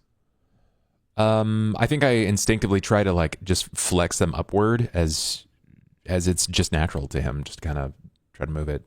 And as you do, you could feel the muscles in your back that were around it almost like flex and move instinctively. The instinct isn't gone. The memory of how to fly, what it's like to fly, it's not gone. It is hard. The thing it's hard to remember is like what it was like to be so anxious about things. Like you knew you were. It's not like that's a dreamy memory. You were anxious earlier in this night, or uncertain. Maybe anxious is the wrong word, but that feeling is a little bit strange to not have. But the wings, that you just physically you have the muscle memory for. That is just they're just not there. I mean, I think he would probably like strip off his shirt and look, like turn and look in the mirror to see what he sees. Are there like red spots? It's just smooth. No, yep, just smooth. Oh man, he's probably awash with emotions right now. You are a humanity, so that makes sense. Is there a shot at a fury frenzy? Are you mad? I don't think he's mad as much as he's afraid. Like I think he's afraid. David doesn't have a lot of identity. Sure. And he identifies with his wings. No, fear frenzy wouldn't really make too much sense because that's like running away from a perceived threat. But you just would feel that intense fear. And while it is still, again, David wouldn't really even remember because he doesn't remember being mortal ever. But you feel it pretty intensely. I think I'm gonna try. We see him like reaching around to his back and stuff. I think I'm gonna try to lean into my discipline, and I'm gonna try to pull my wings. Sure. What ability do you use to do this? I'm gonna use stone carving on myself. Sure. You can go ahead and make me. You have a rouse check for that. Let is it a free power? me look here. It's one rouse. Yeah. Okay.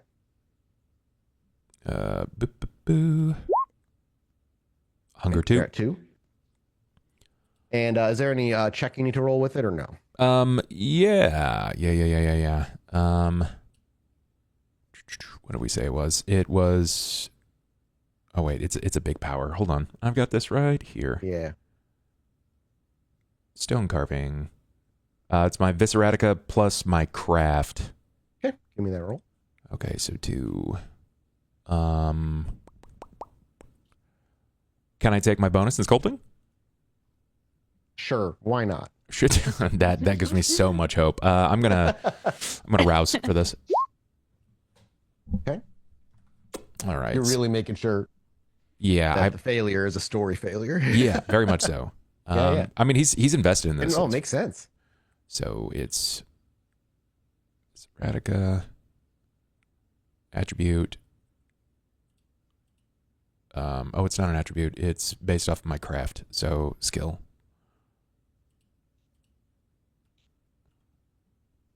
Craft.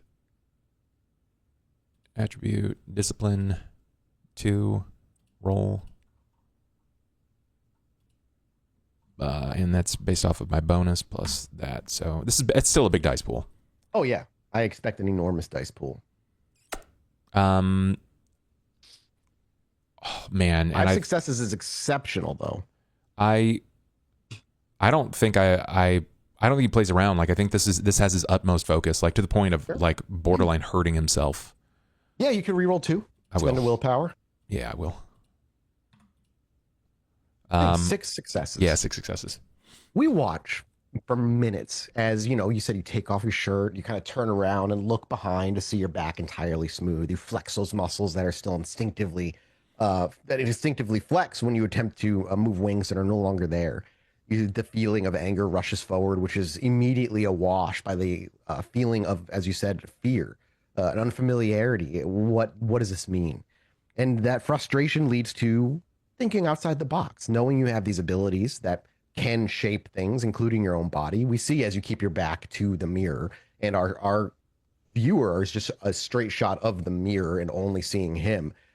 We watch as you begin to flex those muscles, and as you do, we can hear the stiffening of the muscles themselves and then the cracking of the skin as it begins to malform and shape. You reach back with your hand and you're attempting the best you can to form what was once wings, pulling on skin as it stretches, cracks, and reforms, even grabbing at bits of muscle underneath and tissue, trying to etch it into the wing. You know how it should look, how it should function, what it's made of, and you have the technical skill that this should be feasible.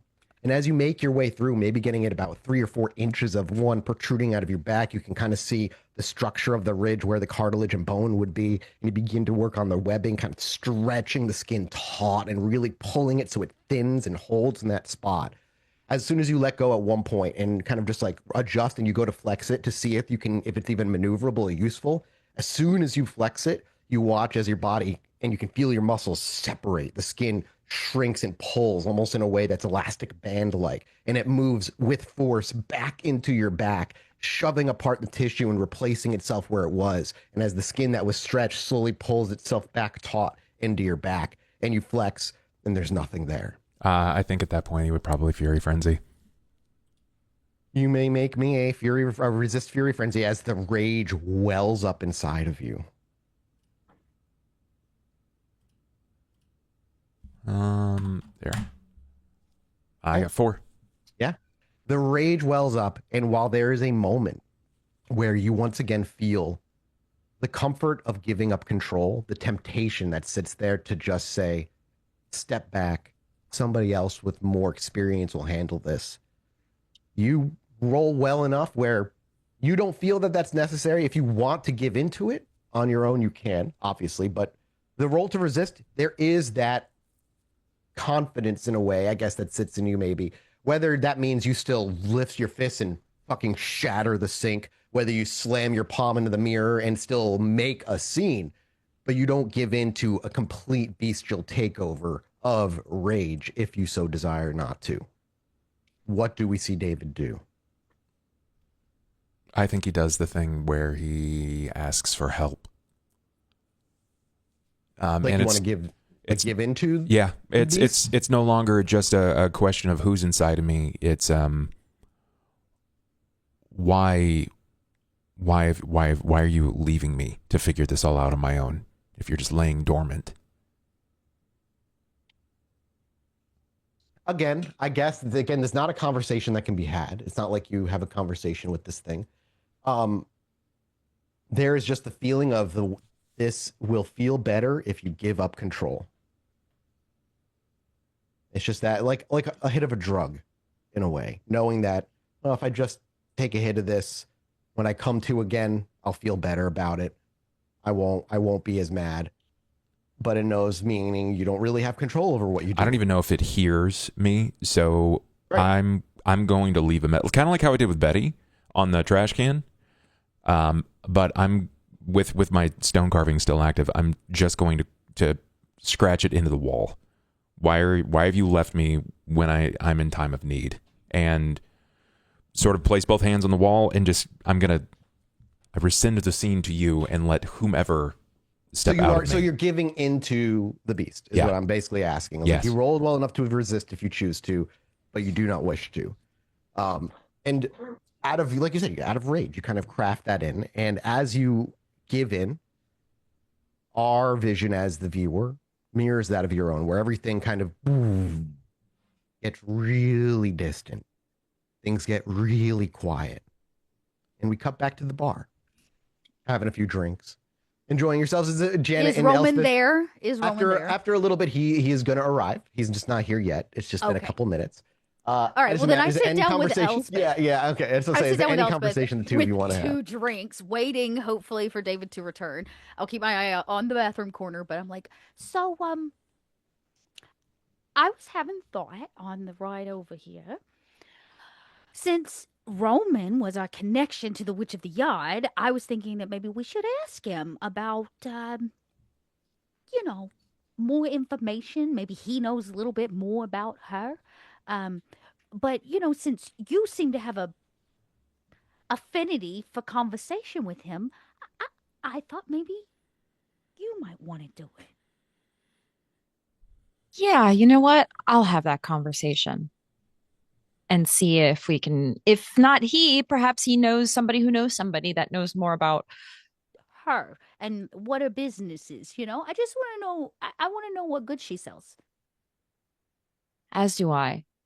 See, so you take this whiskey and I slide the second one over, and when he arrives tonight, which I was told by our bartender Mina that he kind of hangs out here around these times. So you're gonna take the drink, you offer it to little peace Right. offering. Yes, yes, yes, yes. You I bat thought the you were giving this to me eyes. as a second drink. I was like, No. okay. She's like, this is for him. Don't worry. This one doesn't have all that extra. And it just, play it cool, make eye contact, giggle a little. I know what I'm doing, Janet. You know She's a what? college girl. You're right. And you know what? There's actually a moment where you may not notice it, but Janet thinks that she knows far too well what a flirting college girl looks like because she had an adulterous husband for years. It's half of what she was part of the original adultery from the first marriage that became the wife that now then had to face it. And so she knows that it's half of why she feeds the way she does. It's why she hunts the way she does. And so there's just a moment in her where she laughs, but it's that laugh of like, I will claw your fucking eyes out, and she kind of sips the whiskey to kind of break it. She goes, I do. I trust that you know exactly what you're doing. Yeah. So I'll see if we can get some more info. Does Elspeth make a wits insight? Make a wits insight. See if you pick up on that. Yeah, actually. Flirting college girls just makes for Janet, it kind of made she is roused, so I guess the vein in her neck thumps a little harder, there's a little bit of physical mimicry. One success. Janet always seems on edge. She's the little, She's always ready to be mad at somebody. I trust that you will figure it out.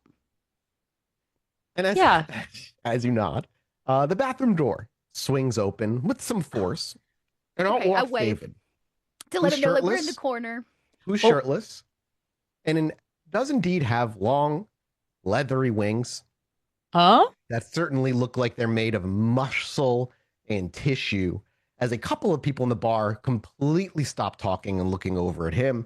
And David wordlessly walks through the front door. And as he's done numerous times in the past, flaps those leathery wings and leaves. Oh my.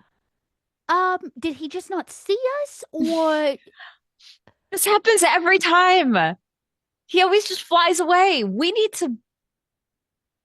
wings. Really? That was a choice. You know what? I take the whiskey back. You're his protector. Go get him. I'm gonna have to put a tracker on him.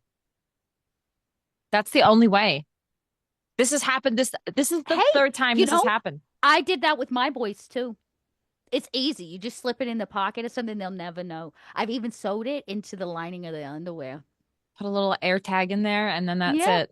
No, well, he doesn't wear clothes, so he's gonna have to put it in a little Wait a second, but he was wearing clothes. He was, yeah. And why was he? How did he get his wings back? Okay, calm down. You're only halfway through your dark and stormy. All right, calm down. This is really expensive whiskey, and I am going to finish it. Stay here. I'm going to go to the bathroom and see. Yep. You see the shirt on the ground, and you see carved into the wall. Uh-huh. What did it say, David? More or less, why haven't you offered me any help in the times when I actually need it? And it looks, I can't imagine that it doesn't look like they're probably, I don't know. You tell me, Mathis, with stone carving, are there like bits of skin or anything like that? Anything that looks like? Not usually with the way you do it, because we've talked about how stone becomes malleable too. You would see like dust on the ground where he carved, and that's fresh. Yeah, Gina just takes a nice expensive heel and just rushes the dust around the floor to try to break off any evidence. I collect the clothes, I fold them very nicely, and I'll stack them up, and I'll kind of tuck them under my arm, maybe trying to look like it's a jacket, or just not drawing attention to the fact I have a bundle of men's clothes coming out of the bathroom. And I'll just gingerly, I'll nod to Mina as I cross the bar and go back to the booth, and I'll slip in and hide the clothes. So, David's having an identity crisis. I read something like this one time in one of my boys' journals or his Trapakeepa or something. It was very emotional. He'll come around. He's just got to figure out who he is. And he was almost there, and then, tonight happened. So should we not? Well, I guess the last time we tried to go after him, it was pointless because he can fly. Yep. But you know what? he came back with a lot of information and he got late. So maybe he'll come back with more of information about his identity. If you really think about it, it seems that he learns something about himself every time he breaks the masquerade and goes on an adventure. Just hope he figures it out. I do. I genuinely do. You know, as his keeper, his protector, what do you prefer? Title. Protector? As his okay, that's what you prefer? Okay, as his protector,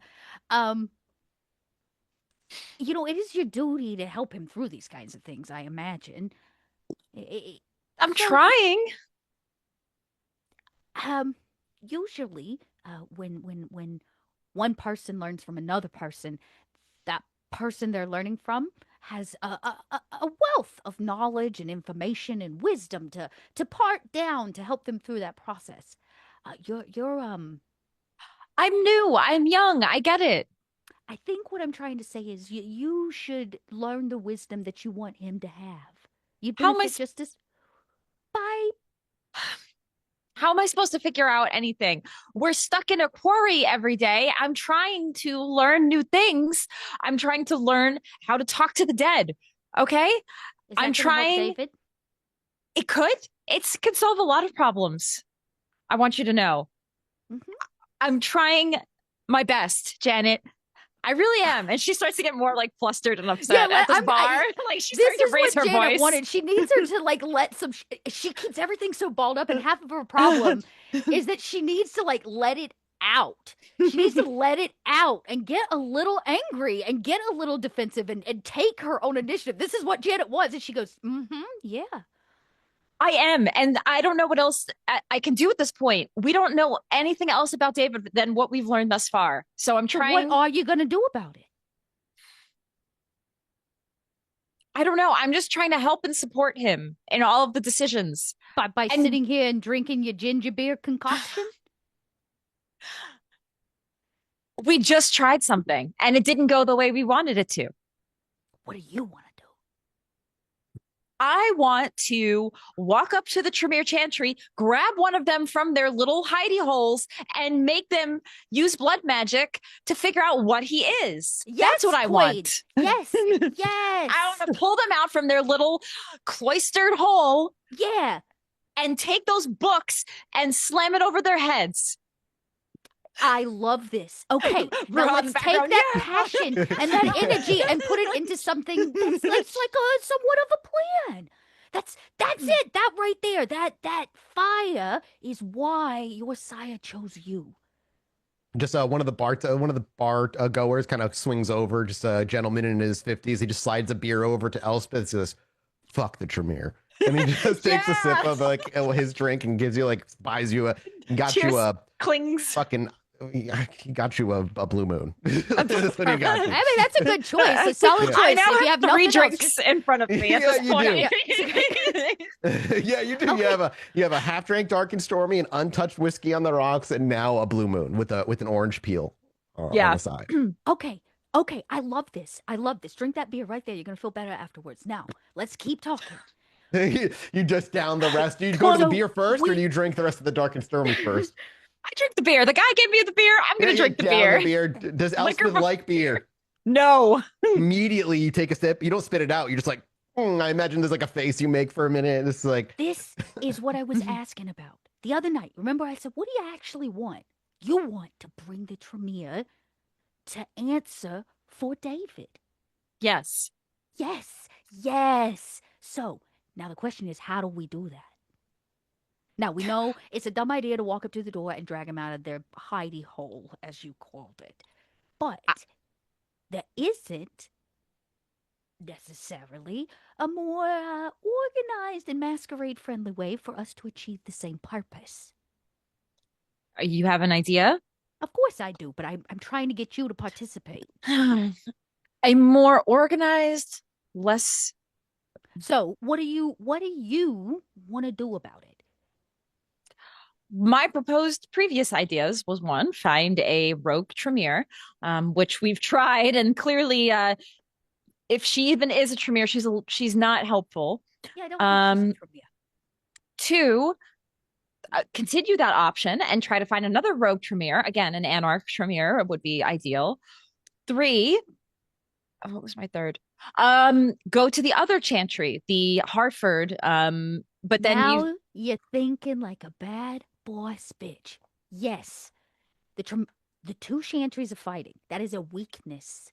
It's why they're trying to capitalize on it, and I believe that what's his face, Siaka, is trying to seed himself. He wants the power. He wants to bring it all under one roof, which is an absolute power play. So cheers to that. But we have to stop that from happening, or we will never get our answers. So the question is, how do we make contact with the other chantry? How do we maybe we go there? Okay. Well, we can't leave the city for 60 days. So we let's make a solid plan. But didn't we do our? Oh, no, wait, we're still in trouble. I forgot. Yeah, you took care of the first part of it. You still First Yeah. part, we have to. Some things take time. You're fucking immortal. Just slow down. A good plan is a good plan, but a rushed one could be a good plan, but usually isn't. We send them a letter to come visit us. Now you're thinking. We've got to find somebody that can go make that run for us. Like, I don't know, Betty, Leon. Make the contact we need and get their asses somebody to come talk to us. Let them in on what maybe this localized chantry's doing.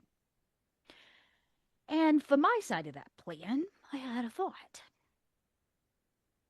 While we were walking around the dusty mansion, they were talking to us about not sharing the contract with anyone, letting anybody know they were doing this, which means for whatever reason they want to keep a real hush-hush that they were trying to, traffic David into the city.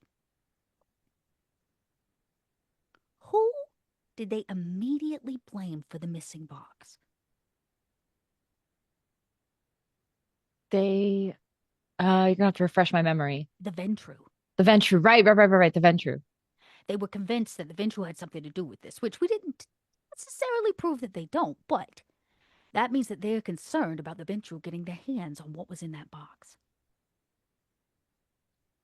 If we need protection for David, what better way to get it than the clan of the Prince of the City?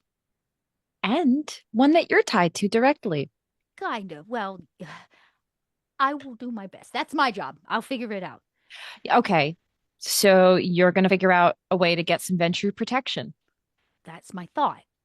Plus, there are some... Let's just say the mob's really, really good at running the red tape around legal issues. It's how and why they hire the same lawyers over and over, the ones that can twist the law to their benefit.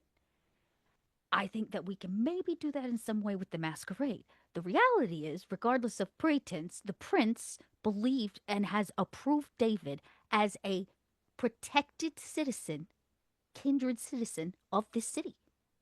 Which means the Tremere, unless they play their own cards, technically can't just abscond with him. He's not property inanimate. He is a living being. Now, there's a lot of red tape we'd have to cut around, and it's a really weak position. But from a legal standpoint, guess what Ventru have a ton of? Lawyers. We get a slimy lawyer to help us. We need a kindred slimy lawyer to help us maneuver the red tape and say, if this, then this. So that we have a leg to stand on.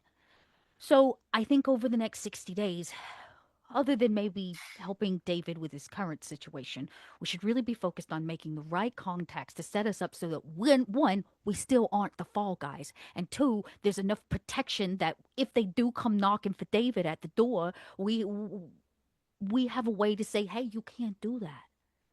Show me your fucking warrant. You know what I'm saying? I like this a lot. This is a good plan. No, it's a really weak plan currently, but I plan over the next little bit so that we can get it more solid, which means we need to slow down and make some really smart choices. I need to get money flowing in for us to pay people off, get what people want. It's a process, but it's a process. We're doing, that's good. We're doing what I wanted, and that's to make friends, contacts. So, yes. So get on it. We got to find somebody at the other chantry that'll come in and have a chat and get them on board without telling them too much, because Lord knows Betty will lose her business if we tell them too much. Okay, I will I'll work on that while you work on the Ventry stuff. And I hold up my drink. Cheers. Cheers. And as you both take a swig, the door to the bar opens, and you could hear the motorcycle kind of coming to a stop outside the building as Roman steps in with his typical attire on. I take Obviously, the you're off in a beer. booth. He doesn't necessarily see you right away as he walks right up to the bar. I take the Mina beer. gives him a wave. Yep, you take the beer. I slide the whiskey over to Elspeth and I go, it's your turn. That's my cue. Show me how it's done. You stand up, and what does Elspeth do? Go ahead and give me like, how does she? Is she like confident? What does she do? Yeah, go ahead. You don't get time to think about this. We're not cutting away to David yet. Sorry. Damn it. Elspeth doesn't get the benefit of time pausing. Yeah, I thought I would get a little time. Okay. Nope. Awkward as this is going to be. Yep. She grabs the 2 drinks. She's not confident, but she's going to try her best. So yeah, she grabs drink 1, drink 2, turns in the chair, and walks on over. So she just Like a Janet, happy you little watch, girl. and we kind of sit with Janet for a minute as she walks further and further away. Janet reaches in, maybe takes another swig, and as we do, we kind of cut to the side war with Roman. And just out of focus, right next to him, slides Elspeth. She just kind of slides in the frame, the camera, just to have her both. And you just like, he's faced a little bit away from you, shoulder to away from you as he's talking to Mina. Do you like slide the drink over? Do you tap him on the shoulder? I slide a drink over. I already got something for him. And Mina looks over to you do that, and she actually just has a playful little grin on when you say that, and she's like, looks like you're taken care of, bud. And she points over to the drink, and that's where Roman turns over, sees you, sees the drink, and says, thanks. Did you see me come in? And he reaches for the drink and takes a sip. I heard the bike. He just kind of just raises a glass to you then and just says, well, thanks. Yeah. How's your night been? He just, as he like takes another swig and it rolls across his tongue and he swallows it. He says, a little busy here and there, nothing too bad though. What about you? She's just like very cheerful and smiley. Almost a little like too smiley. Yeah. It's been interesting so far. We visited your little friend that you recommended, the Witch of the Yards. Oh, no, I've never met her before, so I wouldn't call her a friend. Yeah. It didn't quite go the way we had expected. She didn't really give us the answers we were looking for. He just says, sorry to hear that. And he takes another swig of the whiskey. Remind me again, how did you get this info on her and what her whole thing is? Janet was looking for an off-the-grid Tremere. I was able to find some info on somebody who could do some blood magic that wasn't with the Chantry, passed along the name. That's kind of the extent of it. Would you happen to, whoever you found out about this contact, could you maybe put me in contact? We're just trying to figure out what her deal is, because she did do something to our friend David. But is he okay? He's different. That's all I can say. Okay. What is it that you guys were looking to ask of her anyway? I wasn't really told what you were looking for, just a Tremere of some kind. Oh, we're just trying to figure out. David has a bit of amnesia about his past. So we're trying to maybe get some more answers there. So yeah, we kind of gave her that whole story, and she did some weird thing with fire, and the fire wasn't actually fire. And now David's a little different. He just kind of shrugs his shoulders, like, that sounds weird as fuck. Sorry to hear that. It is weird, but it's something. But I was just wondering if you happen to if you had the contact to put you in contact with the contact, maybe you could send them our way so we could maybe ask a few more questions on who she is. And he chuckles and he goes, "You're cute. How long you been doing this?" She blushed of life, so she can blush. Oh yeah. Does she instantly blush? Does she get completely caught off? Probably. And then he goes, he's just like, "You're cute. How long you been doing this?" Not very long. No, I'm shit. What about you? Are you like, have you been around for a while? Longer than a decade. She visibly is like, a decade? Longer Oh, than, maybe longer than 2, maybe longer than 3. Who knows? And he just he with that he like takes what's oh. left, like half of his whiskey, and he just downs all of it in one go, and he just kind of plops it onto the bar. Well, you don't look a decade past. I don't I don't know how old you look, but 31. A good okay. 31, a young 31. Okay. That's, What I'm he says. forever 24, so, that's how it goes. When you say that, he actually laughs and he's like, honestly, I thought you were way younger than that. No, no, uh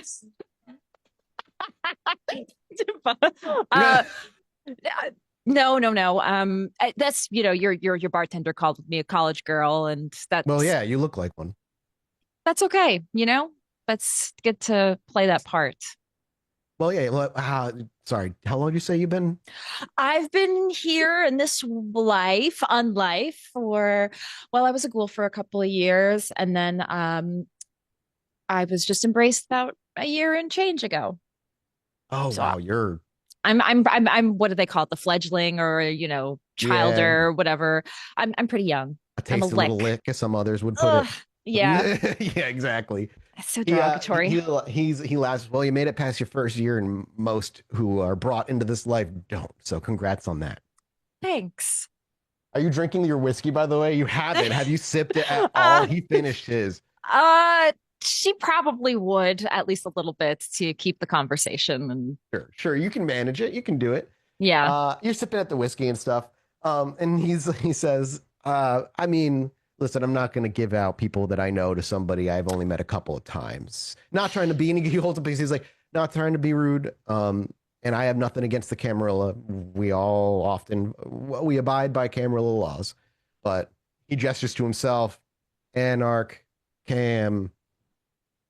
I, Cam could grab you and look you in the eye and force you to tell them whatever information you know, and there's not much you could do about it. I don't necessarily want to risk it. You're also young.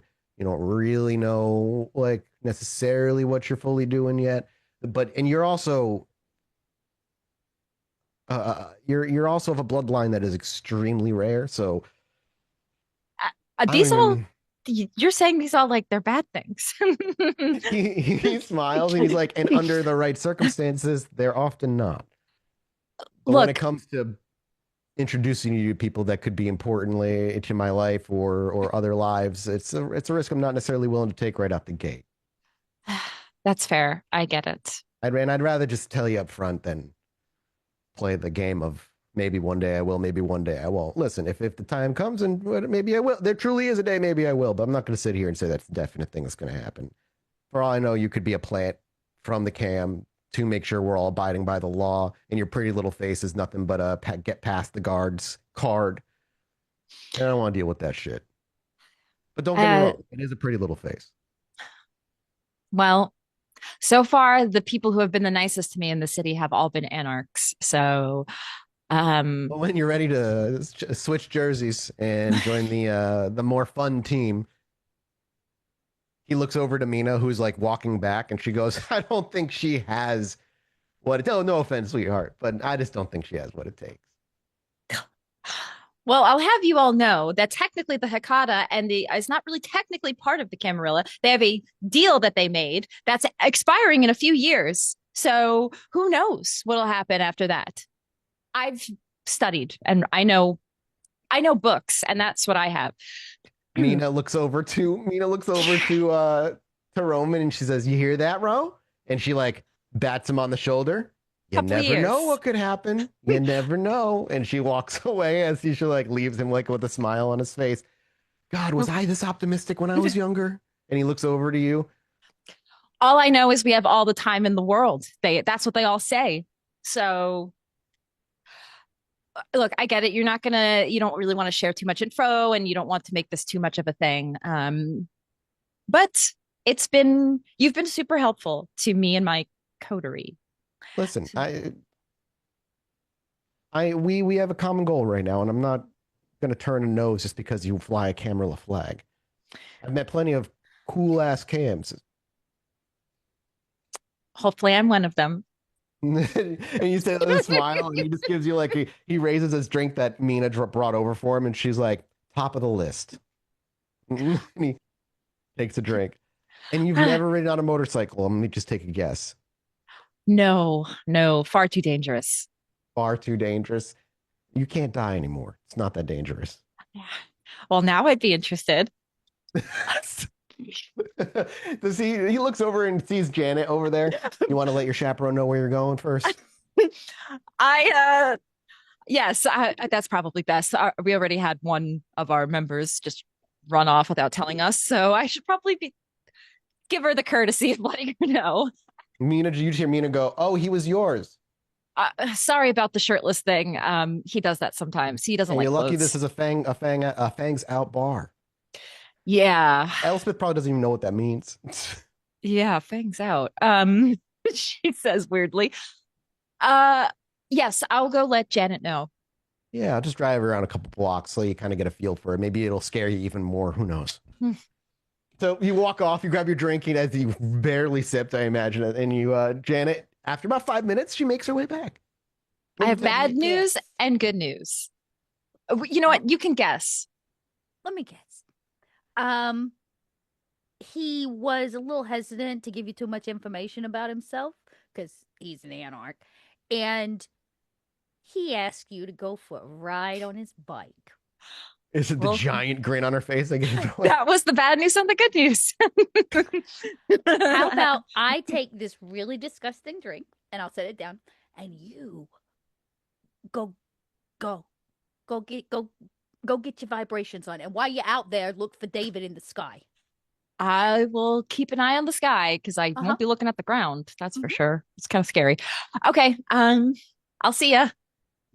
Boy. Big ass smile. I'll see you. She turns and Roman's already waiting at the door. He's got, he's already had he never took his jacket off. And as he walks out, you see his bike. Wear helmets. Yeah. He doesn't even offer you a helmet. There is no helmet. And as he steps on the bike and helps you, offers his hand for you to just like leg up and over. He's like, all right, just hold around my chest. And as you reach around and our camera cuts to the bottom of the where he kicks out the kickstand, and we hear, soon as the engine revs, can I get a strength brawl roll from you, bub? Oh, I was like, oh no. Sure. You got it. You said strength brawl? Yep. This is fine.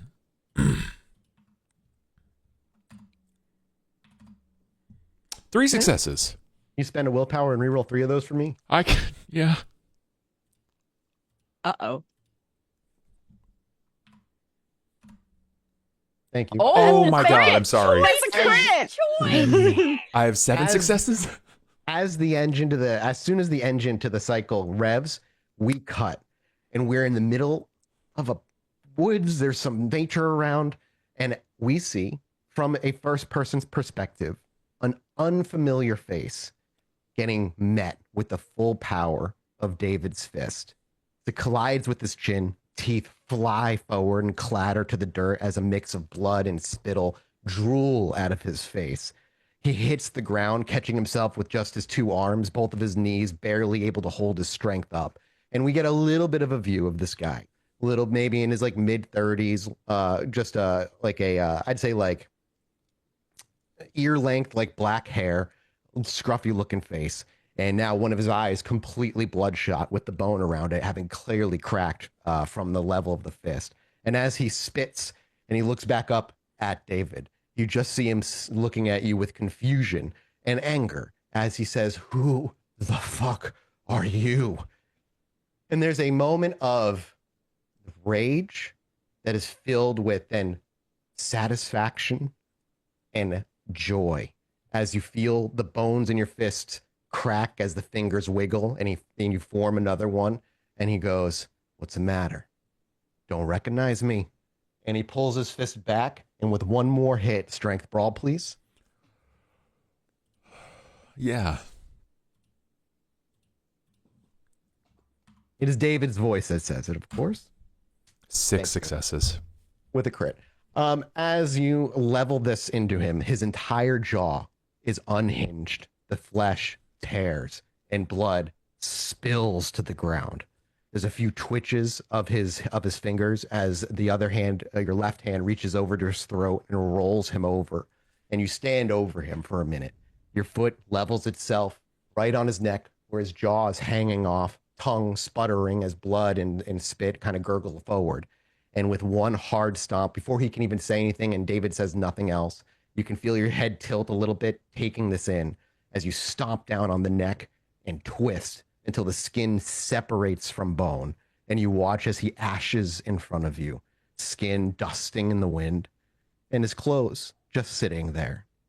You reach down, and you pull out this coin. On one side, it is quite literally a blood-stained fist, and on the other, a single address. You kind of curiously palm it over between your fingers before pocketing it, and you watch and feel as your wings kind of disappear. And as you stand over an ash heap with a bloody fist, no longer are you filled with rage. No longer are you immediately pissed that you were out of control and had no wings. You still might be mad, but you're back in control.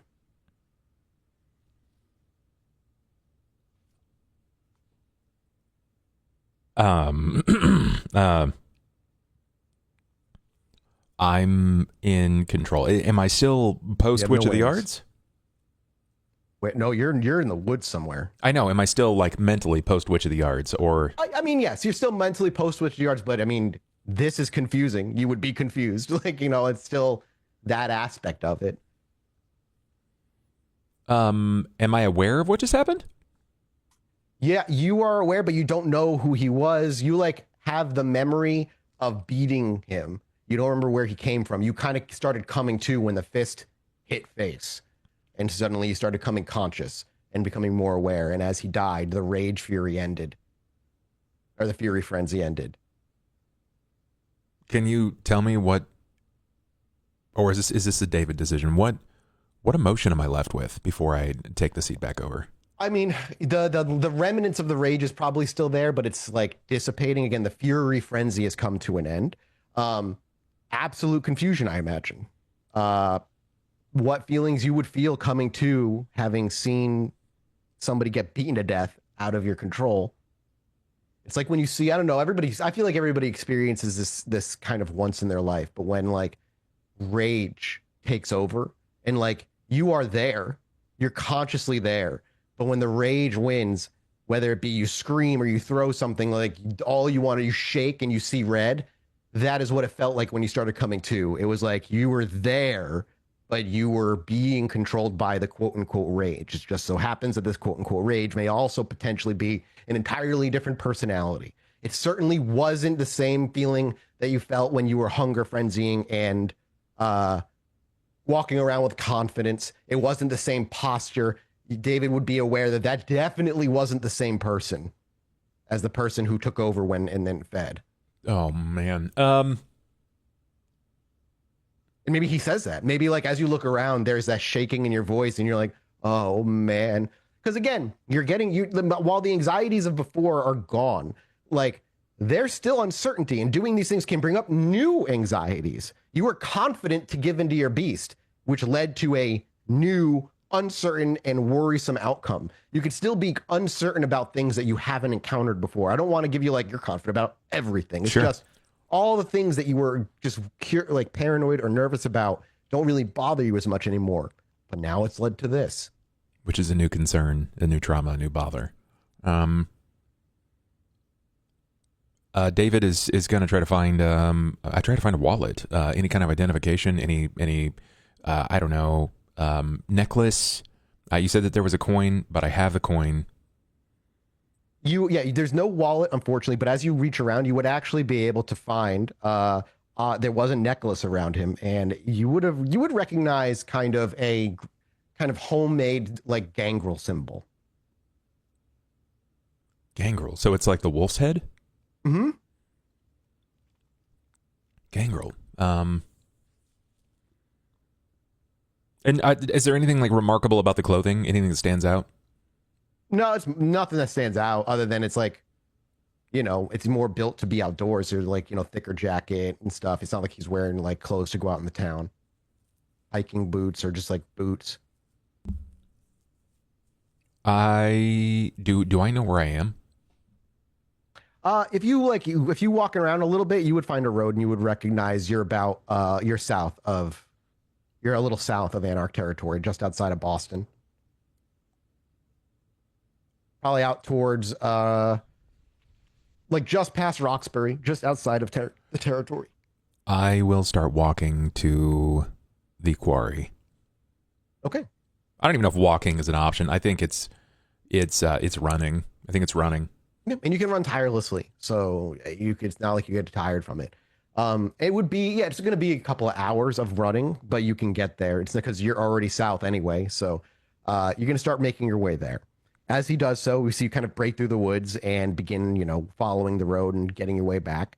Unless there's anything like David does particular than heading to the quarry, we would cut to the end of the motorcycle ride. I think the thing that's like pacing over his mind is who was that? Why was that? And this is just further emphasis that David wasn't created to make art. Sure. It was too easy. It was too easy for him to punch twice and then tear away. That was...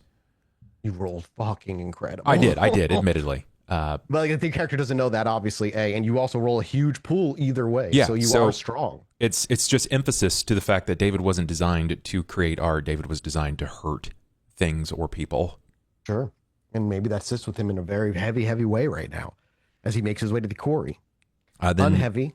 Just to the quarry. It's just blank from there on out. The opposite of heavy is the light feeling that Elspeth probably has as she rounds back from driving around like 4 or 5 blocks and whatnot. And I imagine, at a couple stoplights, he checks on you. And is Elspeth like enjoying, like, does she enjoy a motorcycle? I personally have never been on a motorcycle in my life. Oh, man. Nor it's have I. great. I'm too scared. It's very freeing.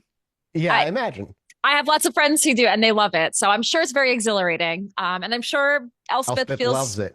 Pretty exhilarated from it. So, we're at the bar as the motorcycle rolls up. Obviously, Janet on the inside, you can hear it. Obviously not. Janet. Oh, yeah, you're with Roman. I guess he's gonna have to give her a ride home. Oh, you are. Oh, you dastardly woman. As the motorcycle turns off and he steps off of it and he looks back to you as you step off, he goes, "So, as horrifying as he thought it would be." The first like minute or so, but everything new and exciting is scary at the start. Yeah, but I could see why you like it. It's fun, especially with not having to worry about any serious danger. He smiles, and you're saying that as he's pushing open the front doors, and you walk in, and as he looks over to the right, he's like, "I hold that thought. Where'd Janet go?" Well, she was here. The car is gone. She's gone. She left me, didn't she? Do you say that? And he kind of like looks at you just like kind of for a minute of like, what? What?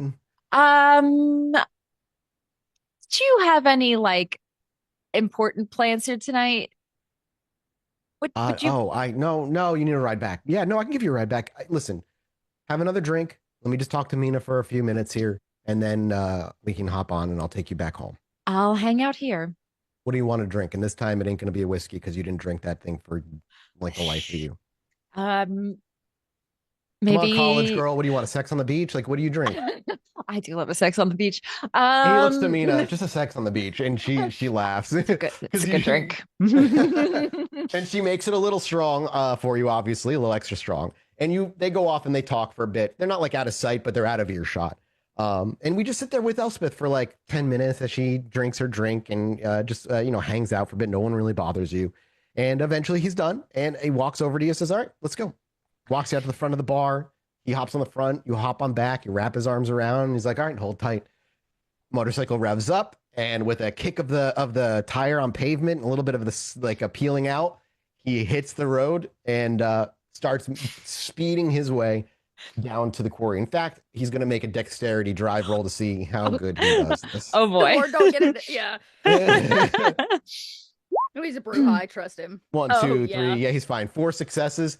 He's speeding. He's bobbing and weaving off into like it's double yellow lines, and he's still going to the other lane. He's going around cars and stuff. And while it's probably partly terrifying, he does it with such a smooth confidence that there's no concern that you're about to get hit by anything. And you get back to the quarry very, very quickly. So much so that by the time you get back there, you're back before David gets there, but not before Janet gets there, because obviously Janet's there. Janet, you hear the motorcycle before you see the light of the motorcycle, as eventually it kicks off.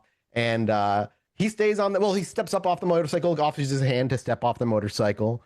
And he just doesn't even walk in. He's just saying, tell Janet I said I have a good night. And it was I'll wave from afar, you know. Yeah. Like a note him. She's like, maybe next time we go for a motorcycle ride, we also maybe grab like a drink or something so we can talk more after. It's hard to talk on a motorcycle. I imagine, as somebody who's never been on a motorcycle. Yeah. Maybe we can even do a really scenic route. Like I've always wanted to drive, like, like on the side, like by the ocean, or like on the side of a mountain, like down something like that. I'm becoming a real daredevil now. So let's What he laughs, he's like, yeah, one motorcycle ride and you're a daredevil. Absolutely. God, you are funny. And he laughs he's like laughing at you, but with you at the same time. He waves to Janet. You see him wave to Janet like a fucking mom, even though like he's been around almost as long as Janet has, really, in terms of kindred life. It's more the presence, right? Yeah. And he hops on his motorcycle and also peels out, kicking a lot of the gravel out, not at you though, of course. And he leaves. He drives off, and Elspeth walks in through the chain link fence with Janet just standing there. I imagine, like, expectantly standing there. Yeah, a drink in hand. hand. I think I'm kind of sitting, politely, just hanging out. Maybe I'm fake reading a book, or I'm going through some of these files or something. Like, I clearly was busy when you walk up. So, thanks for leaving me at the bar. Wink. Is that really what you want to say? Not thanks, Janet, for making sure I got to put those two wheels between my legs again. Come on, you had a good time. Look at you, you're glowing. And that's not just because you roused the blood. That was very fun. Yes. Thank you. Good. You needed a little fun. You're so wound up tight. Well, unfortunately, I don't know if it's going to work out. Oh? He kind of soft rejected me. Oh? Yeah, he just, he said he's like several decades old, and he's like, the whole Camarilla Anarch thing. He thinks that I could potentially be a plant. There were numerous other reasons, but oh my God, he did say I was cute. Well, considering the fact you're a kindred, your age doesn't really matter anymore. It's all for show. Yeah, that's what I thought too, but honey, that's exactly what he thought too. He took you for a ride on his motorcycle and brought you home. Did he say he wanted to see you again? Well, he kind of did, actually. Now that I think about it, he mentioned getting drinks and talking. And so he clearly hated you. Yeah, you know what? You might be right. I don't know. He's always right, honey. You're cute. You know. Maybe I should become an anarch. No, that is not what I was saying. Meet a boy once, change your whole life for him. That's not what I was saying. She's like, no. You're right, Janet. I should be an anarch. I could be queen of the anarchs now that you mention it. Yeah. No. Just pump your brakes. Having a good anarch contacted to is not a bad thing. We all have a little rebellious side. Please, date an anarch. Just don't be an acclaimed anarch. We'll see how things go. So far, being punished, being stuck to only this area of the city. Now I have to wait 60 days before I can even ask Roman to drive me on the side of a mountain, because there's no mountains in Boston. Oh, God, your life is so hard. Do you know, had that been the anarchs, they wouldn't have even given you a punishment. They would just took your head. Really? Yeah. I thought they were all about, like, I don't know. I don't really know what their peace, love, kumbaya. No, precisely. They're a bunch of rebels, honey. The whole thing is like not the Camarilla, but in the end, they still have their rules. They still have their way of things. Well, it's just something I'm not seriously considering it, but well, maybe you should. You could use a little fun. We'll see. But out of all of that, unfortunately, he also didn't have any real good info on the Witch of the Arts, nor did he want to give his contact up. I really appreciate the effort, but I wasn't interested in his information. So that whole thing was just a play. Yes, of course it was. Really appreciate that, Janet. I should You're be mad, welcome. but I'm not. You're welcome. I might not be a lot of things, but I am a good wingman.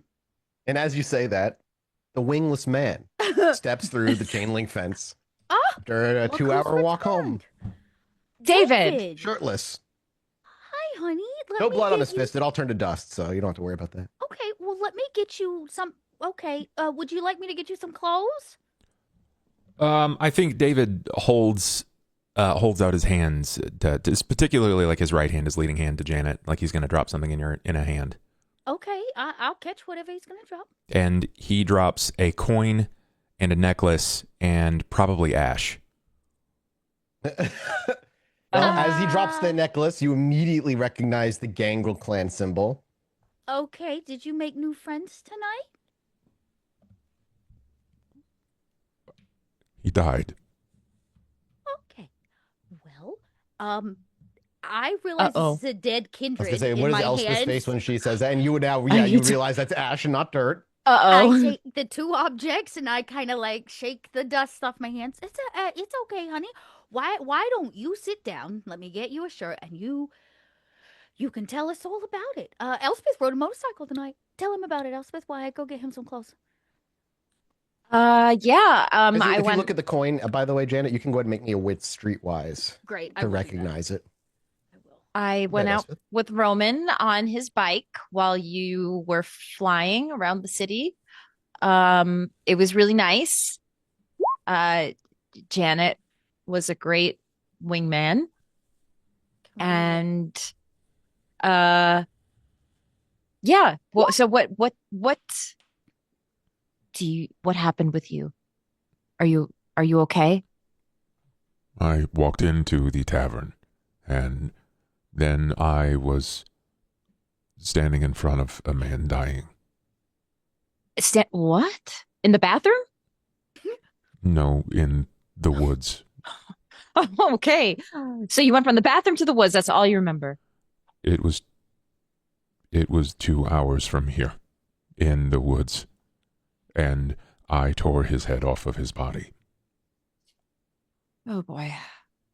Okay. And it was obviously very much a kindred. I can tell by the speckles of dust that you've left.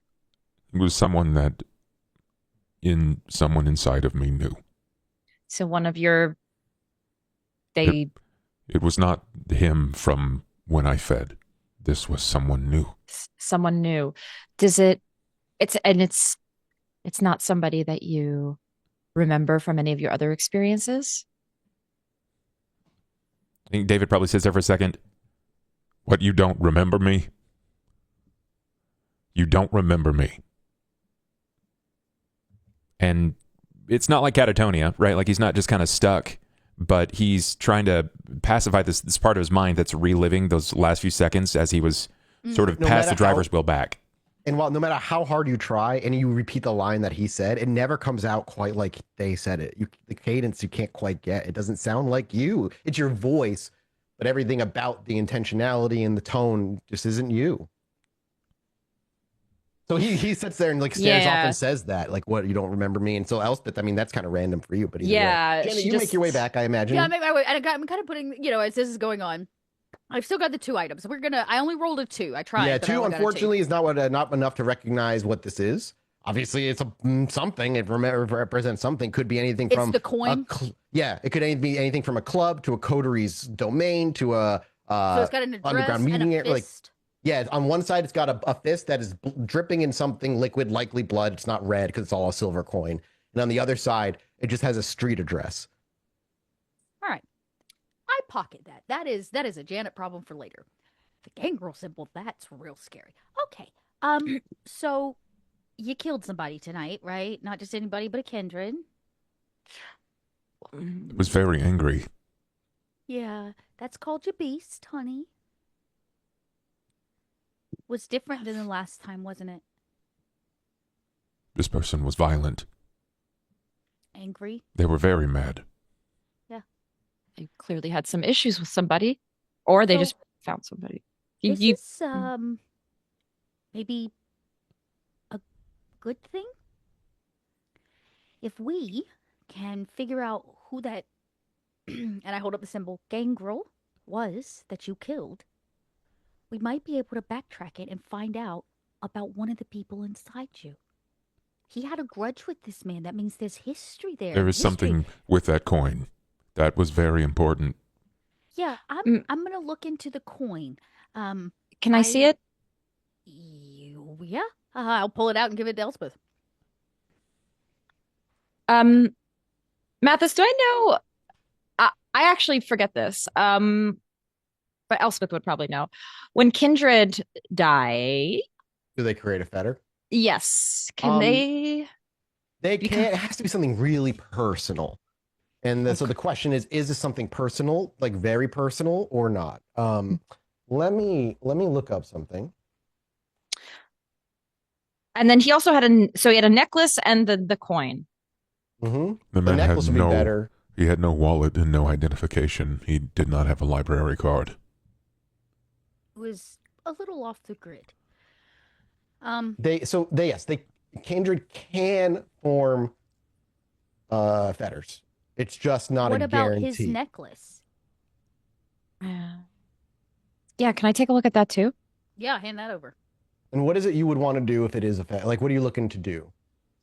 Yeah, that's the question. What abilities do you even have right now? I have gotten to my new abilities, but I might be able to figure something out, but I'm still new to this. You know what? Tonight has been a first for many of us. I have faith in you.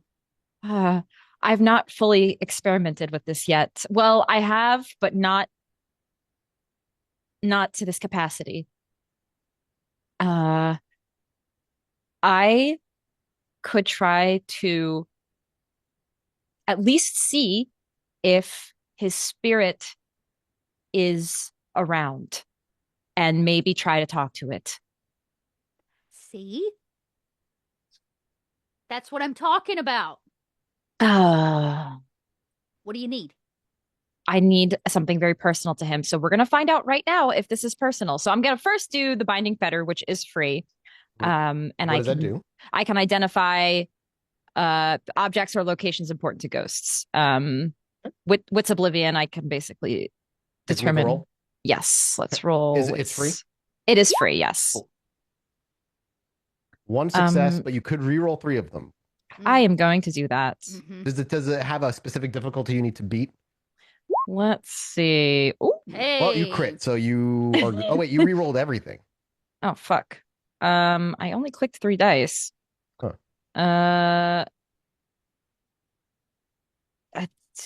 Did I re-roll everything? Right, I'm seeing 1, 2, 3, 4, 5, 6 dice that were rolled. You can just add the regular 1, 2, 3 regular. Yeah. Let me just look at what the difficulty is here.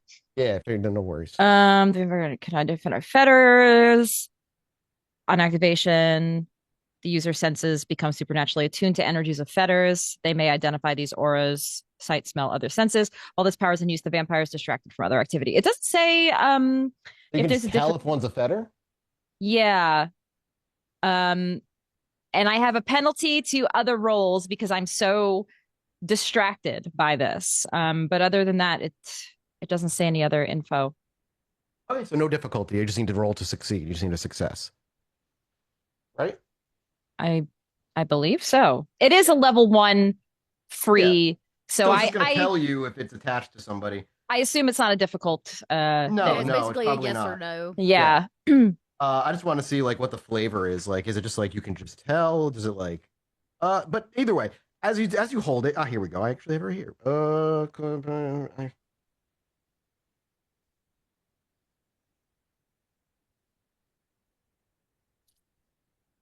Demi-plane. Okay, I see. So yeah, as you use it, like you said, you kind of take a -2 penalty and everything around you for the scene. And as the other kindred of your coterie would look at you, they would see a reflective sheen that just kind of comes over your eyes as you blink. And the rest of the world kind of almost like cinematically goes out of focus for you. As you look down at this object, Ava, quite literally everything is just a blur. Ava? Oh shit! Did I say Ava? Yeah, Jesus it just Christ. came. It's because you started talking about Oblivion. It's like yeah, I did. I just started talking embedded in about our fucking brains. visions and stuff. Elspeth. As you look down at it, everything around you kind of goes out of focus, and it's almost like you zoom in on this gangrel symbol. And as you hold it, it's not an aura that you see, but a smell. The smell of sanguine vitae. The smell of blood just seems to eep out of this thing. And to you, that tells you there's something attached to it. If there wasn't anything attached to it, it would give you no sign. It would give you no smell. It would give you nothing.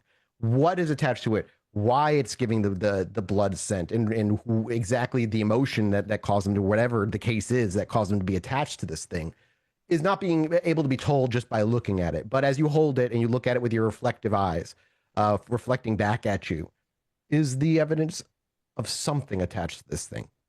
It is what you, Hakata, would call a fetter. Well, it does seem like he has some sort of intense attachment to this pendant. Well, does that mean you can talk to the dead? Can you I talk can- to them? I can at least summon his presence, and I can potentially put his spirit in my body, and you guys can try to talk to him. I have not done this before, so this could go horribly wrong. Do you have that power yet? I do have host spirit. I put on my. I love this idea. This is a solid plan. Way to make use of yourself. Really. Yes, I don't know how this is going to go. I've only seen my sire do this before. Do we need to like tie you to a chair? No, it's not harmful. It won't become super sentient. It will just kind of take form very quickly. You can ask it some questions, and then it'll leave. Okay, well that sounds very safe to me. So there's some okay, you can do it, but the prerequisites are very specific. You need a parasitic bug. Glad I got those. And you need to extract 2 teeth from your mouth or someone's mouth. On top of that, the spirit has to be close. Whether it's close or not is unknowable unless you use summon spirit. Do you have summon spirit? I so do. If you want to ensure, you would have to use summon spirit first, which requires the binding fetter, which is what you do. This is why it's like a multi-step process. Like this is going to take time, but you would have to go through these things to ensure. Maybe we should put a brake pedal on. As you're like going through the steps of the process, because you're like, never done this before. Well, I know I need this, and I think the spirit needs to be closer, and I don't know how close it is. It's attached to this thing for sure, but it doesn't mean a wraith. By rules, a wraith isn't bound to like an anchor point of this thing, but it is called to it. I might be getting a little ahead of myself. Okay. Well, what did we say tonight? We've got time. We have time. We have time.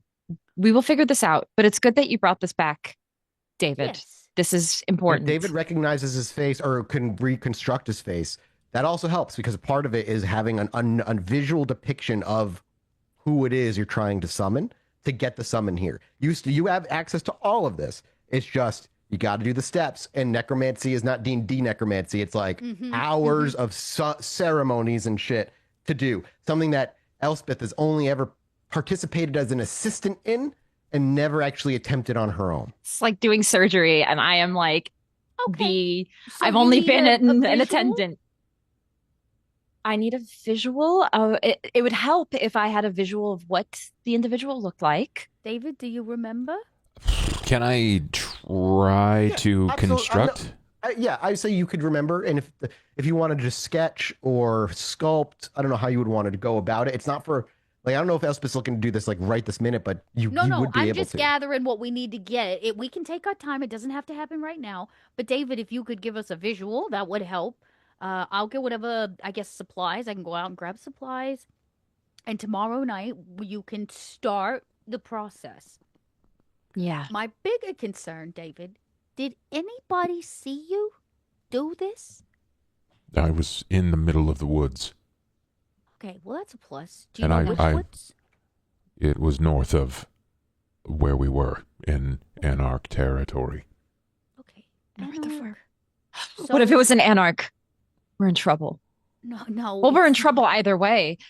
Well, technically, there's a lot because Anarch territories at the south. My guess is you were actually Mathis. Would I know if there are trees and woods in Back Bay, like where the gangrel actually have territory? Yeah, there's definitely trees and woods out there.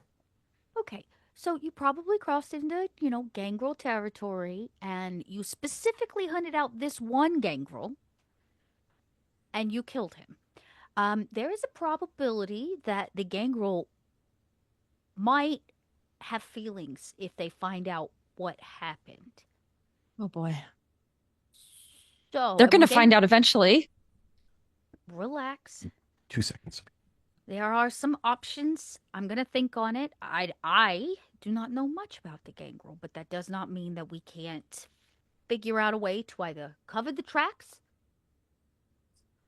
or How long do you tell think them we not to- have before they notice one Well, of theirs if- is missing and people start asking questions? If David wasn't seen, the reality is that it will take time for them to notice somebody's missing. Did you collect his clothes and stuff, or did you leave his clothes? I left his clothes. Okay, so we've got about 3 days, give or take. There's a possibility that because he's out in the woods, it could just be like, oops, he didn't make it home in time for the sunrise. But I have a feeling it'll be not that. What we need to do is figure out who this gangrel was. Is he Cam? Is he Anarch? Is he something else? My eye kind of cuts to the card that's been kind of set out just in case. Well, you should probably prepare your questions ahead of time if we are successful. I'm gonna simmer on that. David, though, I think you should be the one to ask the questions, honey. Don't you want to know who this person is?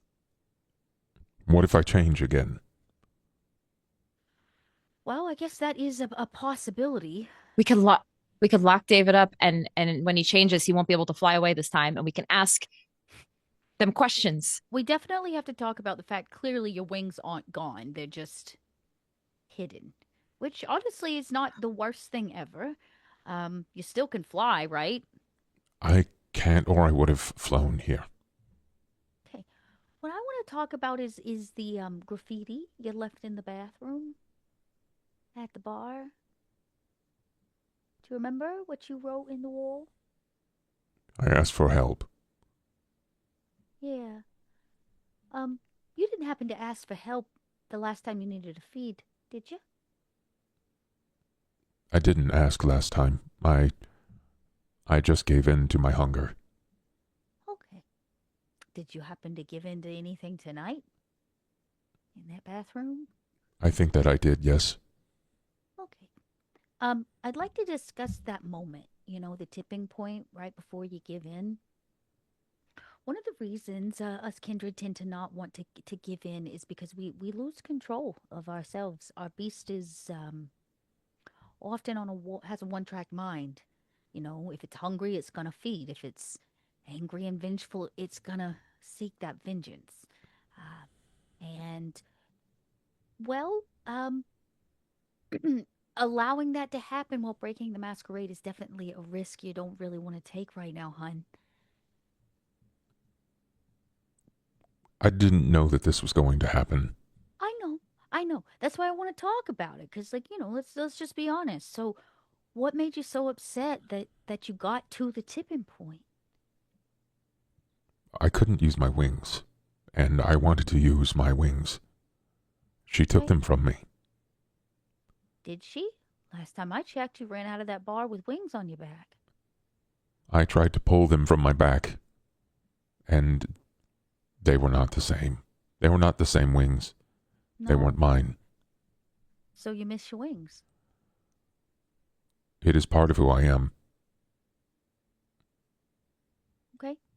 Well, I think when you head back and you ever have to ask yourself the question again, who is David?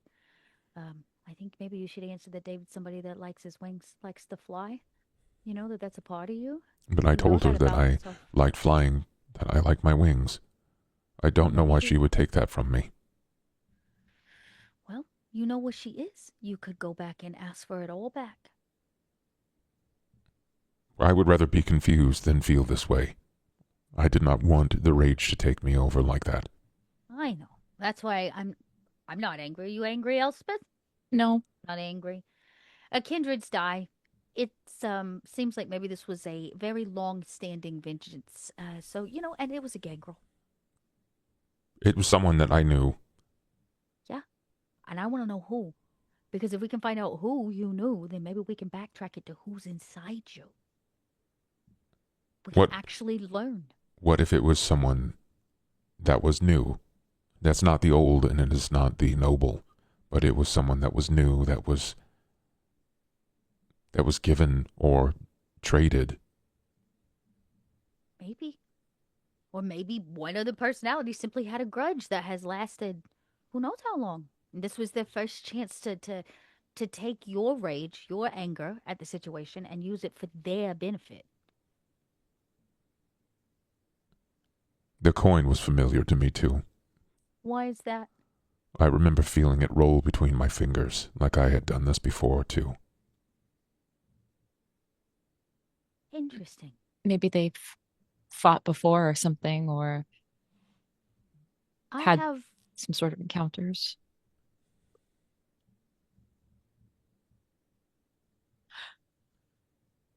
That is interesting. Jen's eyes went wide for a minute. Yeah. I don't actually know what this coin is. It would probably behoove us to figure it out. Because if it was familiar to you, potentially whoever one of the kindred you were maybe created from was part of whatever this coin represents. That's information. That's new, good information. Mathis, is there any way that I can drum from my memory the hand, this hand, like the bloodied hand? On the coin? Yeah. Give me just a wit streetwise, perhaps. Okay. I will try. Yeah, That's... I might have done better if it was intelligence based. That's not great for me. I'm going to rouse. I'm going to do it. Yeah. Nice. Bless. Wits. 3. Do I want to for 1? No, I'll stick with 3. 3? I will say, because it's still a good number of successes, it is familiar in that it is you're into a place. You don't really remember what it is, but having this will allow you to get into wherever that address leads. It's like a pass. It's like okay. Oh. You're trying to remember what it is. I mean, the bloody fist, will probably make you think. I mean, I'll even be like, there's a semi-certainty that it's some sort of fight club. Yeah, that's where my mind was going with it. I think that is like a key. I think that it is like a key to a place where I have been before. Or a place that I know. Okay, well, there's an address on the back. And if it is, in fact, a get in jail free card, okay, let's just sit on this. Let nobody take action on the coin. That address, nobody visits that address, yeah? Nope. Let's just hold on that till we got more information. We can always go later. Yeah. Where is the address leading to? Does it say like a city or? It's out in Anarch territory. Okay. Oh boy. Boston. This is an Anarch. Well, guess what? We're in trouble. Elspeth now has a really good connection with the Anarchs, don't you? Yeah, and if he finds out that David accidentally killed... Calm down. Nobody's going to find out. In fact, we're not even going to talk about it until you figure out how to talk to the leftovers of the gangrel that's attached to that fucking necklace. We need answers. Answers. Before we make a plan. Yes. Also, David, would you be open to maybe attaching some sort of tracking device to you so that if this happens again, we could follow you? Because it seems to happen very randomly, and we're usually very unprepared. It would also give us information where you're going, just in terms of you be stomping ground, I would do that under one caveat. No? Elspeth, I want access to your disciplines. You want to talk to the dead too? They talk to me, and I cannot talk back. How do you know about this one, Sharon? What I Yeah, not when Janet was around. You just told I him about it. I mentioned it when we were doing that whole thing where he wanted to taste my blood, and I was like, if you do that, then it can like maybe open up some things where you learn things from me, and then you get. I did. Okay. Did you also tell him that it's entirely illegal It's not illegal. within your clan? It's definitely frowned upon, and I don't think my do you want to know why it's frowned upon? Because drinking each other's blood causes like bonding and blood marriages and shit you don't plan for that causes people to lose their minds and kindreds to go crazy. We don't do that. Yeah, that's a good point, David. If I did do that, we might be a little closer than we want to, you know. What if the two of you Metagame want wise, to- remember, binding doesn't happen unless you will it to do so. I guess that's yeah, but Janet's trying to make the bigger point No, here no, that there oh, are 100%. risk involved. I just want to make sure you're out of game now. That being said, what if the two of you put your powers together? David, if you could tell her what the dead is telling you and she can communicate back, that you could work together. Because That's I true. don't understand what they are trying to say to me. Oh, okay. Well, maybe she could help you interpret it. Before we go the extreme route, I'd like to try the safe one, you know? Maybe Forgive can me you... for trying to find a workaround here, but Elspeth cannot even talk to men. How will she talk to someone that cannot talk to me? Well, you know what, David? Tonight, Elspeth made huge strides in that regard. So, you know, Elspeth just everybody's learning crumbles. things. No, she like new her every day. jaw drop, and she just turns around. She's like, She's learning, just like you're learning. And you know what? She talked to a guy tonight. She rode on his bike. I'm happy for you that you've ridden on his bike. Yes, David. Janet's right. And to be honest, giving you my powers, as one would say, I'm not even fully there yet. You know, I've barely just started scratching the surface of talking to the dead. So it would take a while to get to that point, is what I'm saying. This took me like 3 years to even get to this point. So I'm receiving calls that I cannot answer. I know, David. There's a lot of people I want to talk to that are no longer with us. Then tomorrow night I will go to Annika and ask her. You can't leave the city, honey. We keep we leaving don't the even- city regularly. No, we have no. The only time was when we were given permission to go up there. We haven't left the city limits of Boston yet. Even our trip tonight was within the city limits. I think what I'm saying is, even if you drink her blood and attempt to learn this ability, it doesn't mean it's going to fix that problem. We don't even know what that problem is. Trying to throw a solution or an answer at a question we don't even have defined yet. I was told tonight that I needed to try to find myself, and I felt a darkness grab and throw me into that box before you opened that box before me. My umbilical stretched from darkness, and now I'm just wishing to understand. Hey, guess what? That's new information, because the last time you talked to us, you only said all you remembered was the box. Now you're saying that you felt somebody put you in it, like... I told Elspeth the night that you locked me in that room, the first night that you found me. I asked about Oblivion. I want answers too, as much as I want my wings back. Okay. Well, you know what, honey? My grandma used to say, you can only eat an elephant one bite at a time. So tonight, what we're going to do... Great saying. You can only eat an elephant one bite at a time. So tonight, we're going to take a bite. We learned some things that maybe the Witch of Yard didn't give you the answers you were looking for. Tomorrow night, if you want to go back and get back like the way you were. The wings are an easy fix, honey. The Oblivion thing, that's a little bit harder. But I trust that Elspeth is going to get her shit together and is going to be able to help you figure this Oblivion thing out. And if push comes to shove, if there is no other answers to the questions, then yes, you and Elspeth can share your vitae and you can try to tap in and do it yourself. But My next time fear- you get a phone call and it's ringing, tell us. My fear is that when she performs this ritual, if something inside of me does not like what's in front of me, I may attack her regardless. Well, then maybe we do it without you. I'll ask questions. And then what Trust do you me, do Gangrel? if it attacks you? Well, It shouldn't. it's in her body. Honey, I have fought much worse things than Elspeth. She's not wrong. I'm not that strong. Or we could do my suggestion, which is tie her ass to a chair. The only thing that I am certain of in this very moment is that I was made for violence and brutality.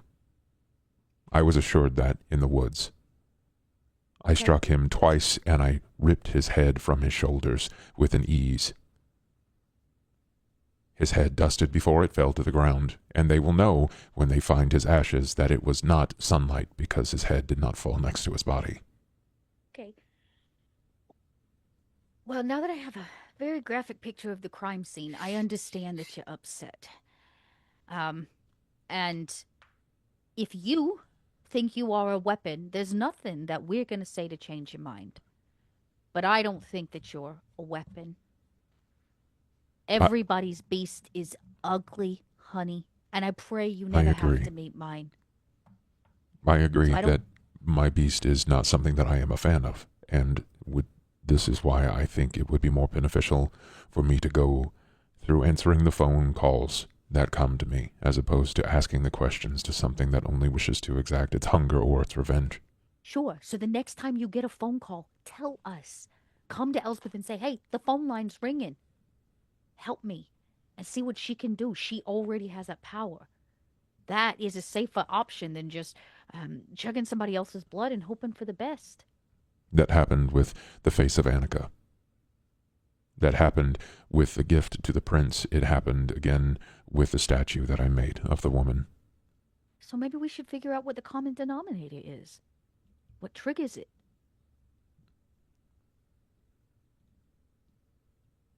Something has to do with that coin. And I'm going to figure this coin out. Unfortunately, I am not smart enough in terms of what is probably some kind of underground black market to know what this is. But I'm going to find out for you. Elspeth's going to try to contact whoever's in this necklace. And if you want to be here, I think you should be.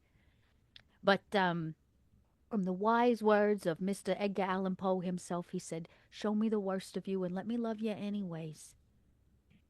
I love Poe. Yay. I think what I'm trying to say, honey, is even at your darkest, we love you. It's okay. And we're going to figure it out. How long will that love extend? Because this is the first time that I brought the body of a man here. I bring trouble where I walk, and I know that before this is all over, I will bring the chantry down upon each of you, and I feel horrible about it. Honey, I knew that the moment you stepped out of the box. It's a risk we're willing to take. I'm not willing to risk your lives. Well, honey, that's not your choice to make. Like my sire said, I'm your protector, David, so that you're stuck with me. It all feels real big right now and heavy, but it's going to be all right. Elspeth and I talked tonight about some options, a plan. Would you like to hear, or would you prefer maybe we go get a milkshake before the sun comes up? I think I just want to hide. Well, honey, you got 8 walls right over there.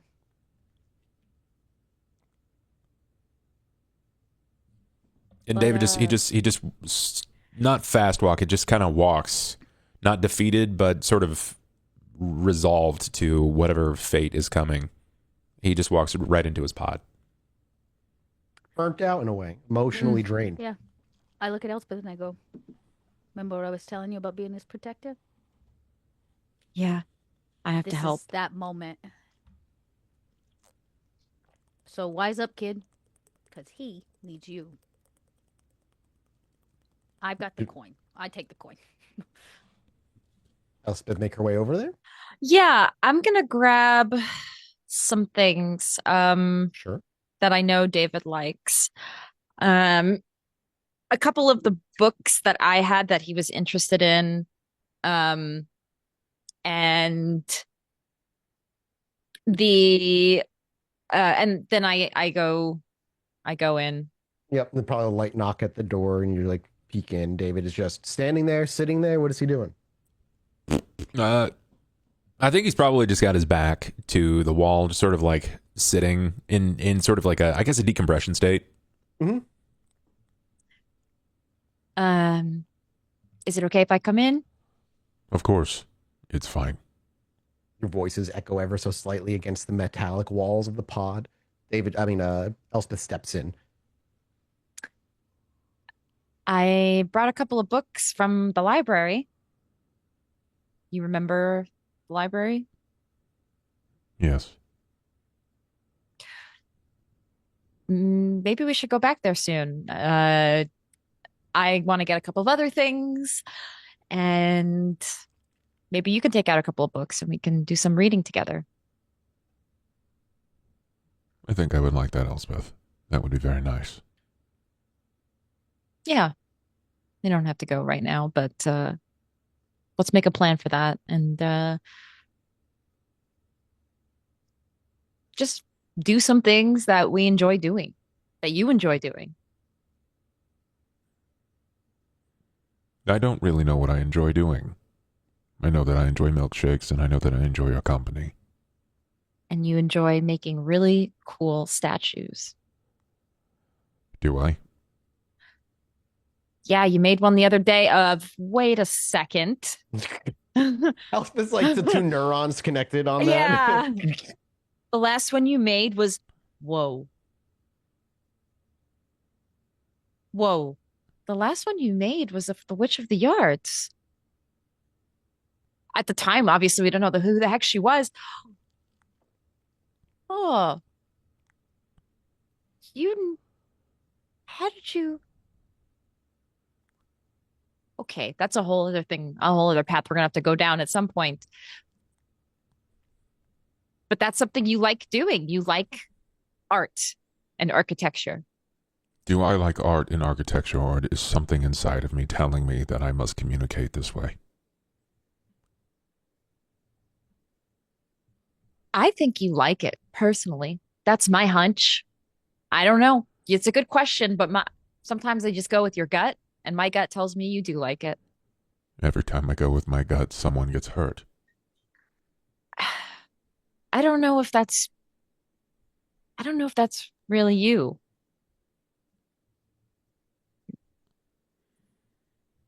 You're trying to figure it out, and I'm here to help with that. Just like you're helping me figure out things that I'm trying to learn. Um, uh, there's a lot of learning to go around. And I know there's a lot of growing pains with that. But it's okay. We'll get through it. I feel incredibly out of place and out of time. And it is very hard for me to place the feelings upon the fact that before now, I lived many lives before this. In some other body, in some other mind, but things come and go. It's like snowflakes falling into my vision, and I remember them only when they turn to the right angle. But as quickly as they turn, they fall, and I don't. I'm not as naive or as ignorant as those around me perceive me to be. And I know that I am going to fail to speak for the voices that speak in me. They don't wish to communicate. They wish to take over. I miss flying already.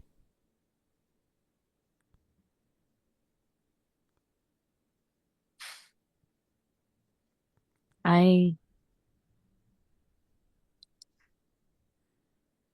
I can't I can't fully put myself in your shoes because I don't understand this whole you, but I can kind of understand that you just don't feel like yourself. This is a full identity crisis of the highest degree. And I want you to be you. I want to be me too. It was easier when I was just David, and I was filled with hope. I know. And now, since the junkyard, all I can feel is dread for my action and inaction. And I know that you're going to get hurt. And I know that Janet will get hurt, and as strong as both of you are, it may cost you your lives.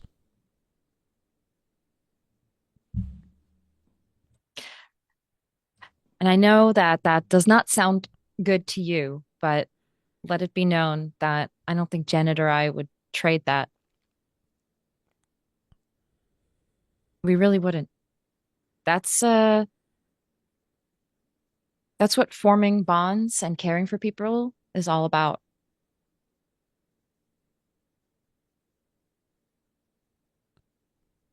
Because I know you would do the same for me. If I have a spirit that goes wrong that one day, that very likely something bad could happen. I know you would do the same, David.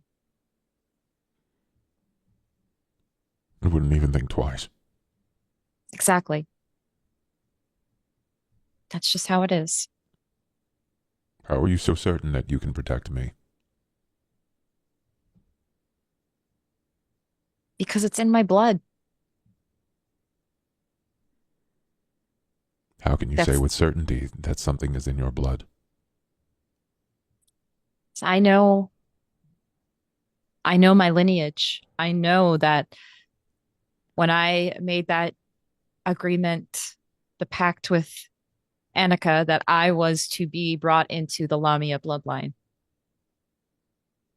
And she told me who we were. It must be nice having that reassurance. And one day we will have that for you too. I believe it. I killed someone tonight.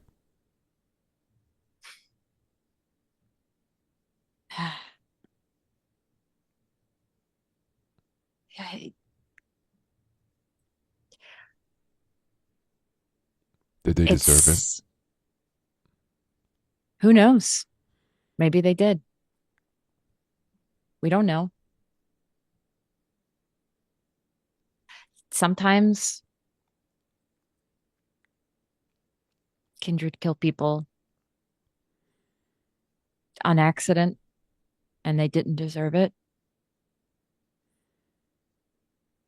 I've done that before. It's not fun. So I know where you're coming from. The first person I ever fed on, it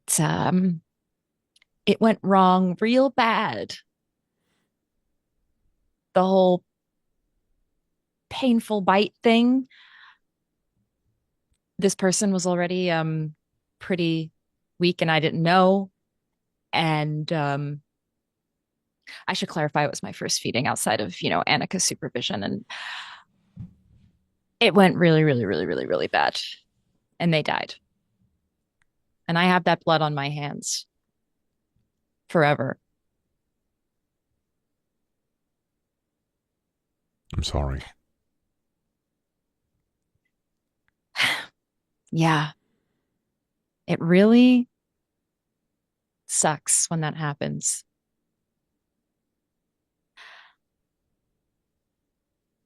So, Elspeth, if you could, remove me from the equation. Pull your empathy and sympathy away. How far would you go to claim part of yourself back. Something that you knew was missing, and that would provide you clarity. That would afford you answers that are just waiting in darkness to be found.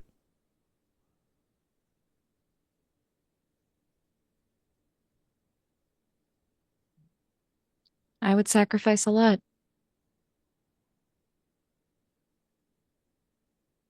I would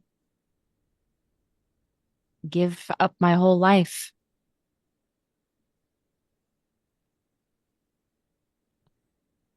I'm not prepared to give up my life, but I'm happy to give blood. I know that it is important. I understand that there are agreements that happen in exchange.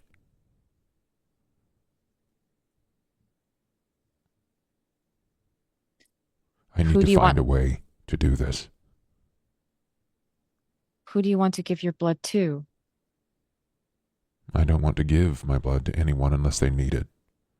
The last person I gave my blood to is now in Europe.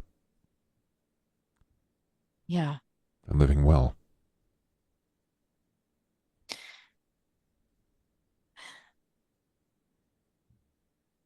I think if the right bargain comes, in a way, I feel we all made a deal with the devil. We took bargains when we became kindred. So if that deal comes your way, David, I would back you if you wanted to make that bargain, that devil's bargain. I was never afforded the option. Not all are.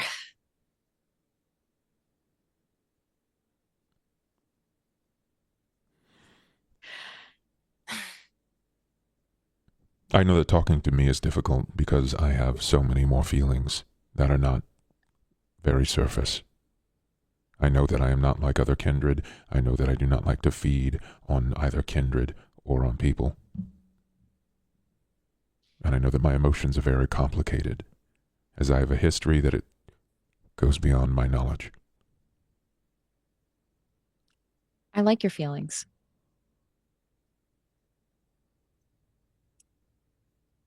I feel like one day I will be an asset to the many. But right now I feel like a stringed puppet, waiting to be told what to do and what I cannot do. I hope the next time maybe we can cut those strings a little bit. That's all. That's what I'm going to try to do. Me and Janet. We're going to cut those strings. If either of you get hurt, I will leave.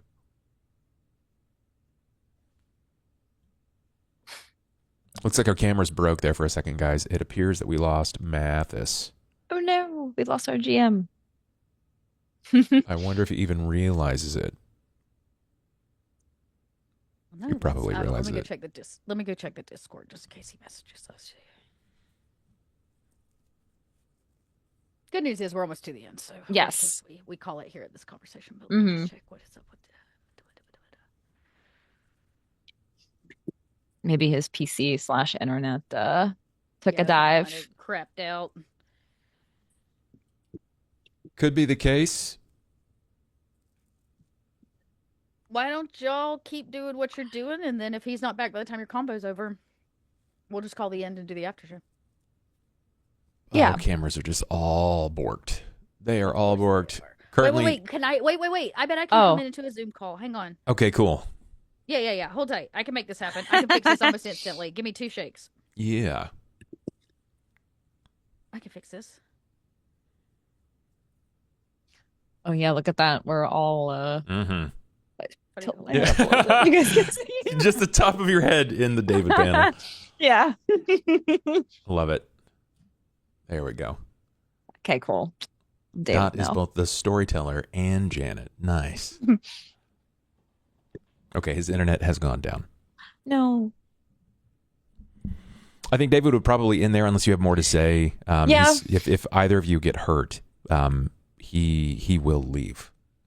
I think Elspeth would extend her hand to yours, David, and just like grasp it. Let's not think that deep into what could happen and focus on what we can do now. We got this. Until we don't. The Chantry are coming for me. At this point, it's just a matter of time.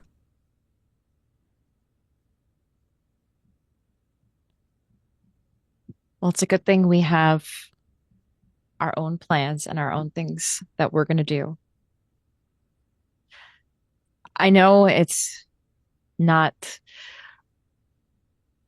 as a person who has extreme anxiety, I know that all you can think about is the what ifs and what is going to happen and the things you cannot control.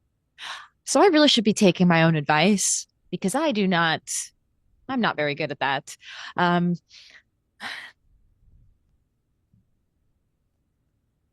But, maybe we'll practice one of the techniques that my old therapist used to tell me, that we go through the five senses. And Elspeth's just going to take you through like some anxiety, cognitive behavioral therapy things. Just like what is in the now, and some grounding techniques of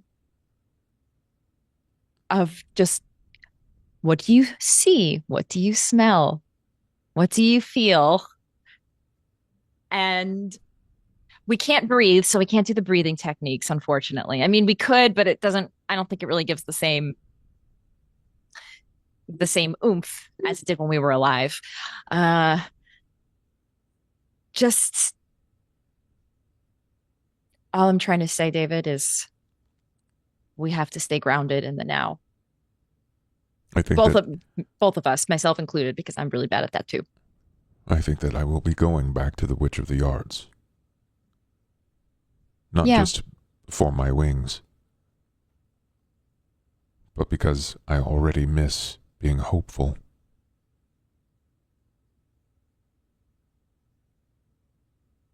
I miss that too. Let's make a plan to go back. Maybe if she wants a gift, maybe we bring her your statue. She might like that. And then she'll bring you back. It does seem to resemble her.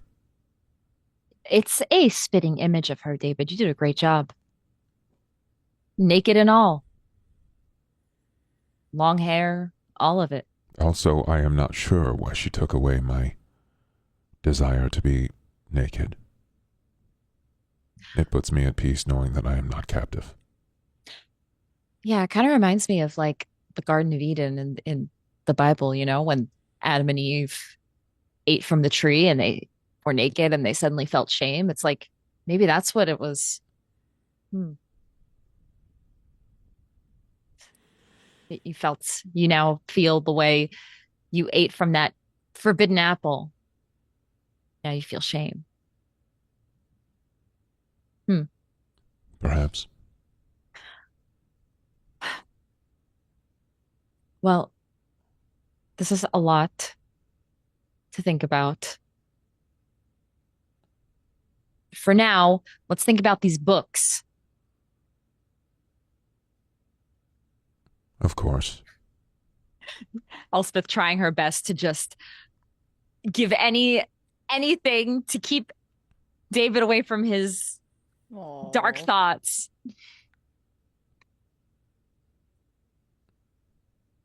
Now, I love you for taking care of me.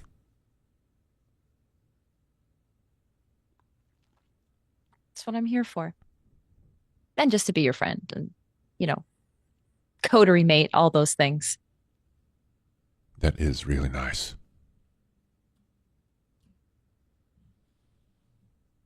And Just hope that I cannot bring pain to your door anymore. No more than the pain that I bring to people's doors when I take a bite out of them. Sorry, I'm really trying to be funny, and I don't know if I am. And she gives you a hug. I'm just having a lot of very difficult feelings right now. And it's hard for me to see the light. The light, that's so strange. It's hard for me to be hopeful. I know. The Witch of the Arts took that hope from you. I'm going to see her tomorrow. Yeah. We'll go with you. I hope that Janet is not mad that I'm going back.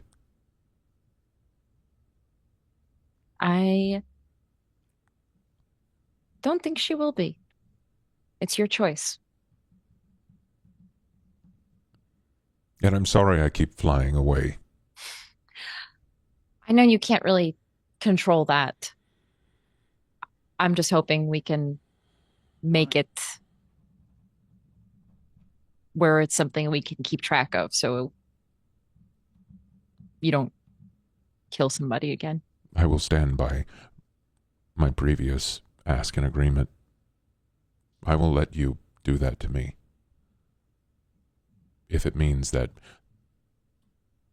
I have access to your disciplines. I would like for you to think more on that. I will. I'll think on it. It is not something that I intend to lay to rest forever. Lay to rest. Good pun, David. I am improving. I'll think on it. Just know that I don't know if you having access to my powers is going to give you exactly what you're looking for. Elle, your power is in me already. I just can't call on it. Yeah. I see. But as Janet has said, in time. In time. There is still time. And David just nods. He nods a few times before it kind of like trails off, and not really like a solemn silence, just a recognition and like trying to reach for anything hopeful.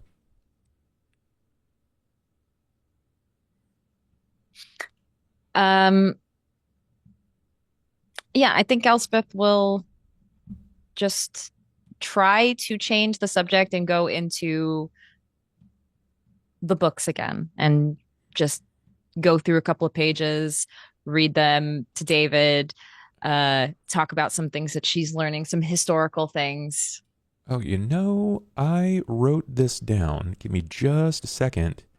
But Mathis made me record the books that I took from Janet's husband's library. Yes. And in that one of those books is, I think it's a motorcycle book. Oh. Yeah, let me look real fast. I'm pretty sure. Help Elspeth learn a little something about motorcycles. Something. They have a motorcycle book. It's anatomy, just like the anatomy of parts and how things might work. Work. Yeah.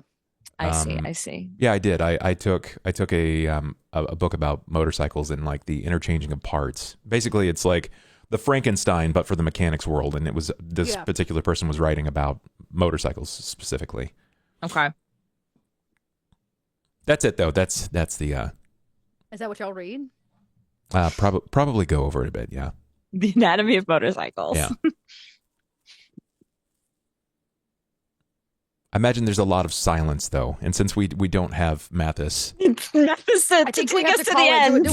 I'll play Mathis. Okay. Please do. Yeah. Well, everybody, thank you for tuning in today. This is the end of our episode. We'll see you all next week, but we're going to go record an after show right now. So if you want to gain access to that after show, make sure there he is. Just in time for me. I was just giving my Mathis end of feel. I was killing it. After show. Bye. Bye, guys.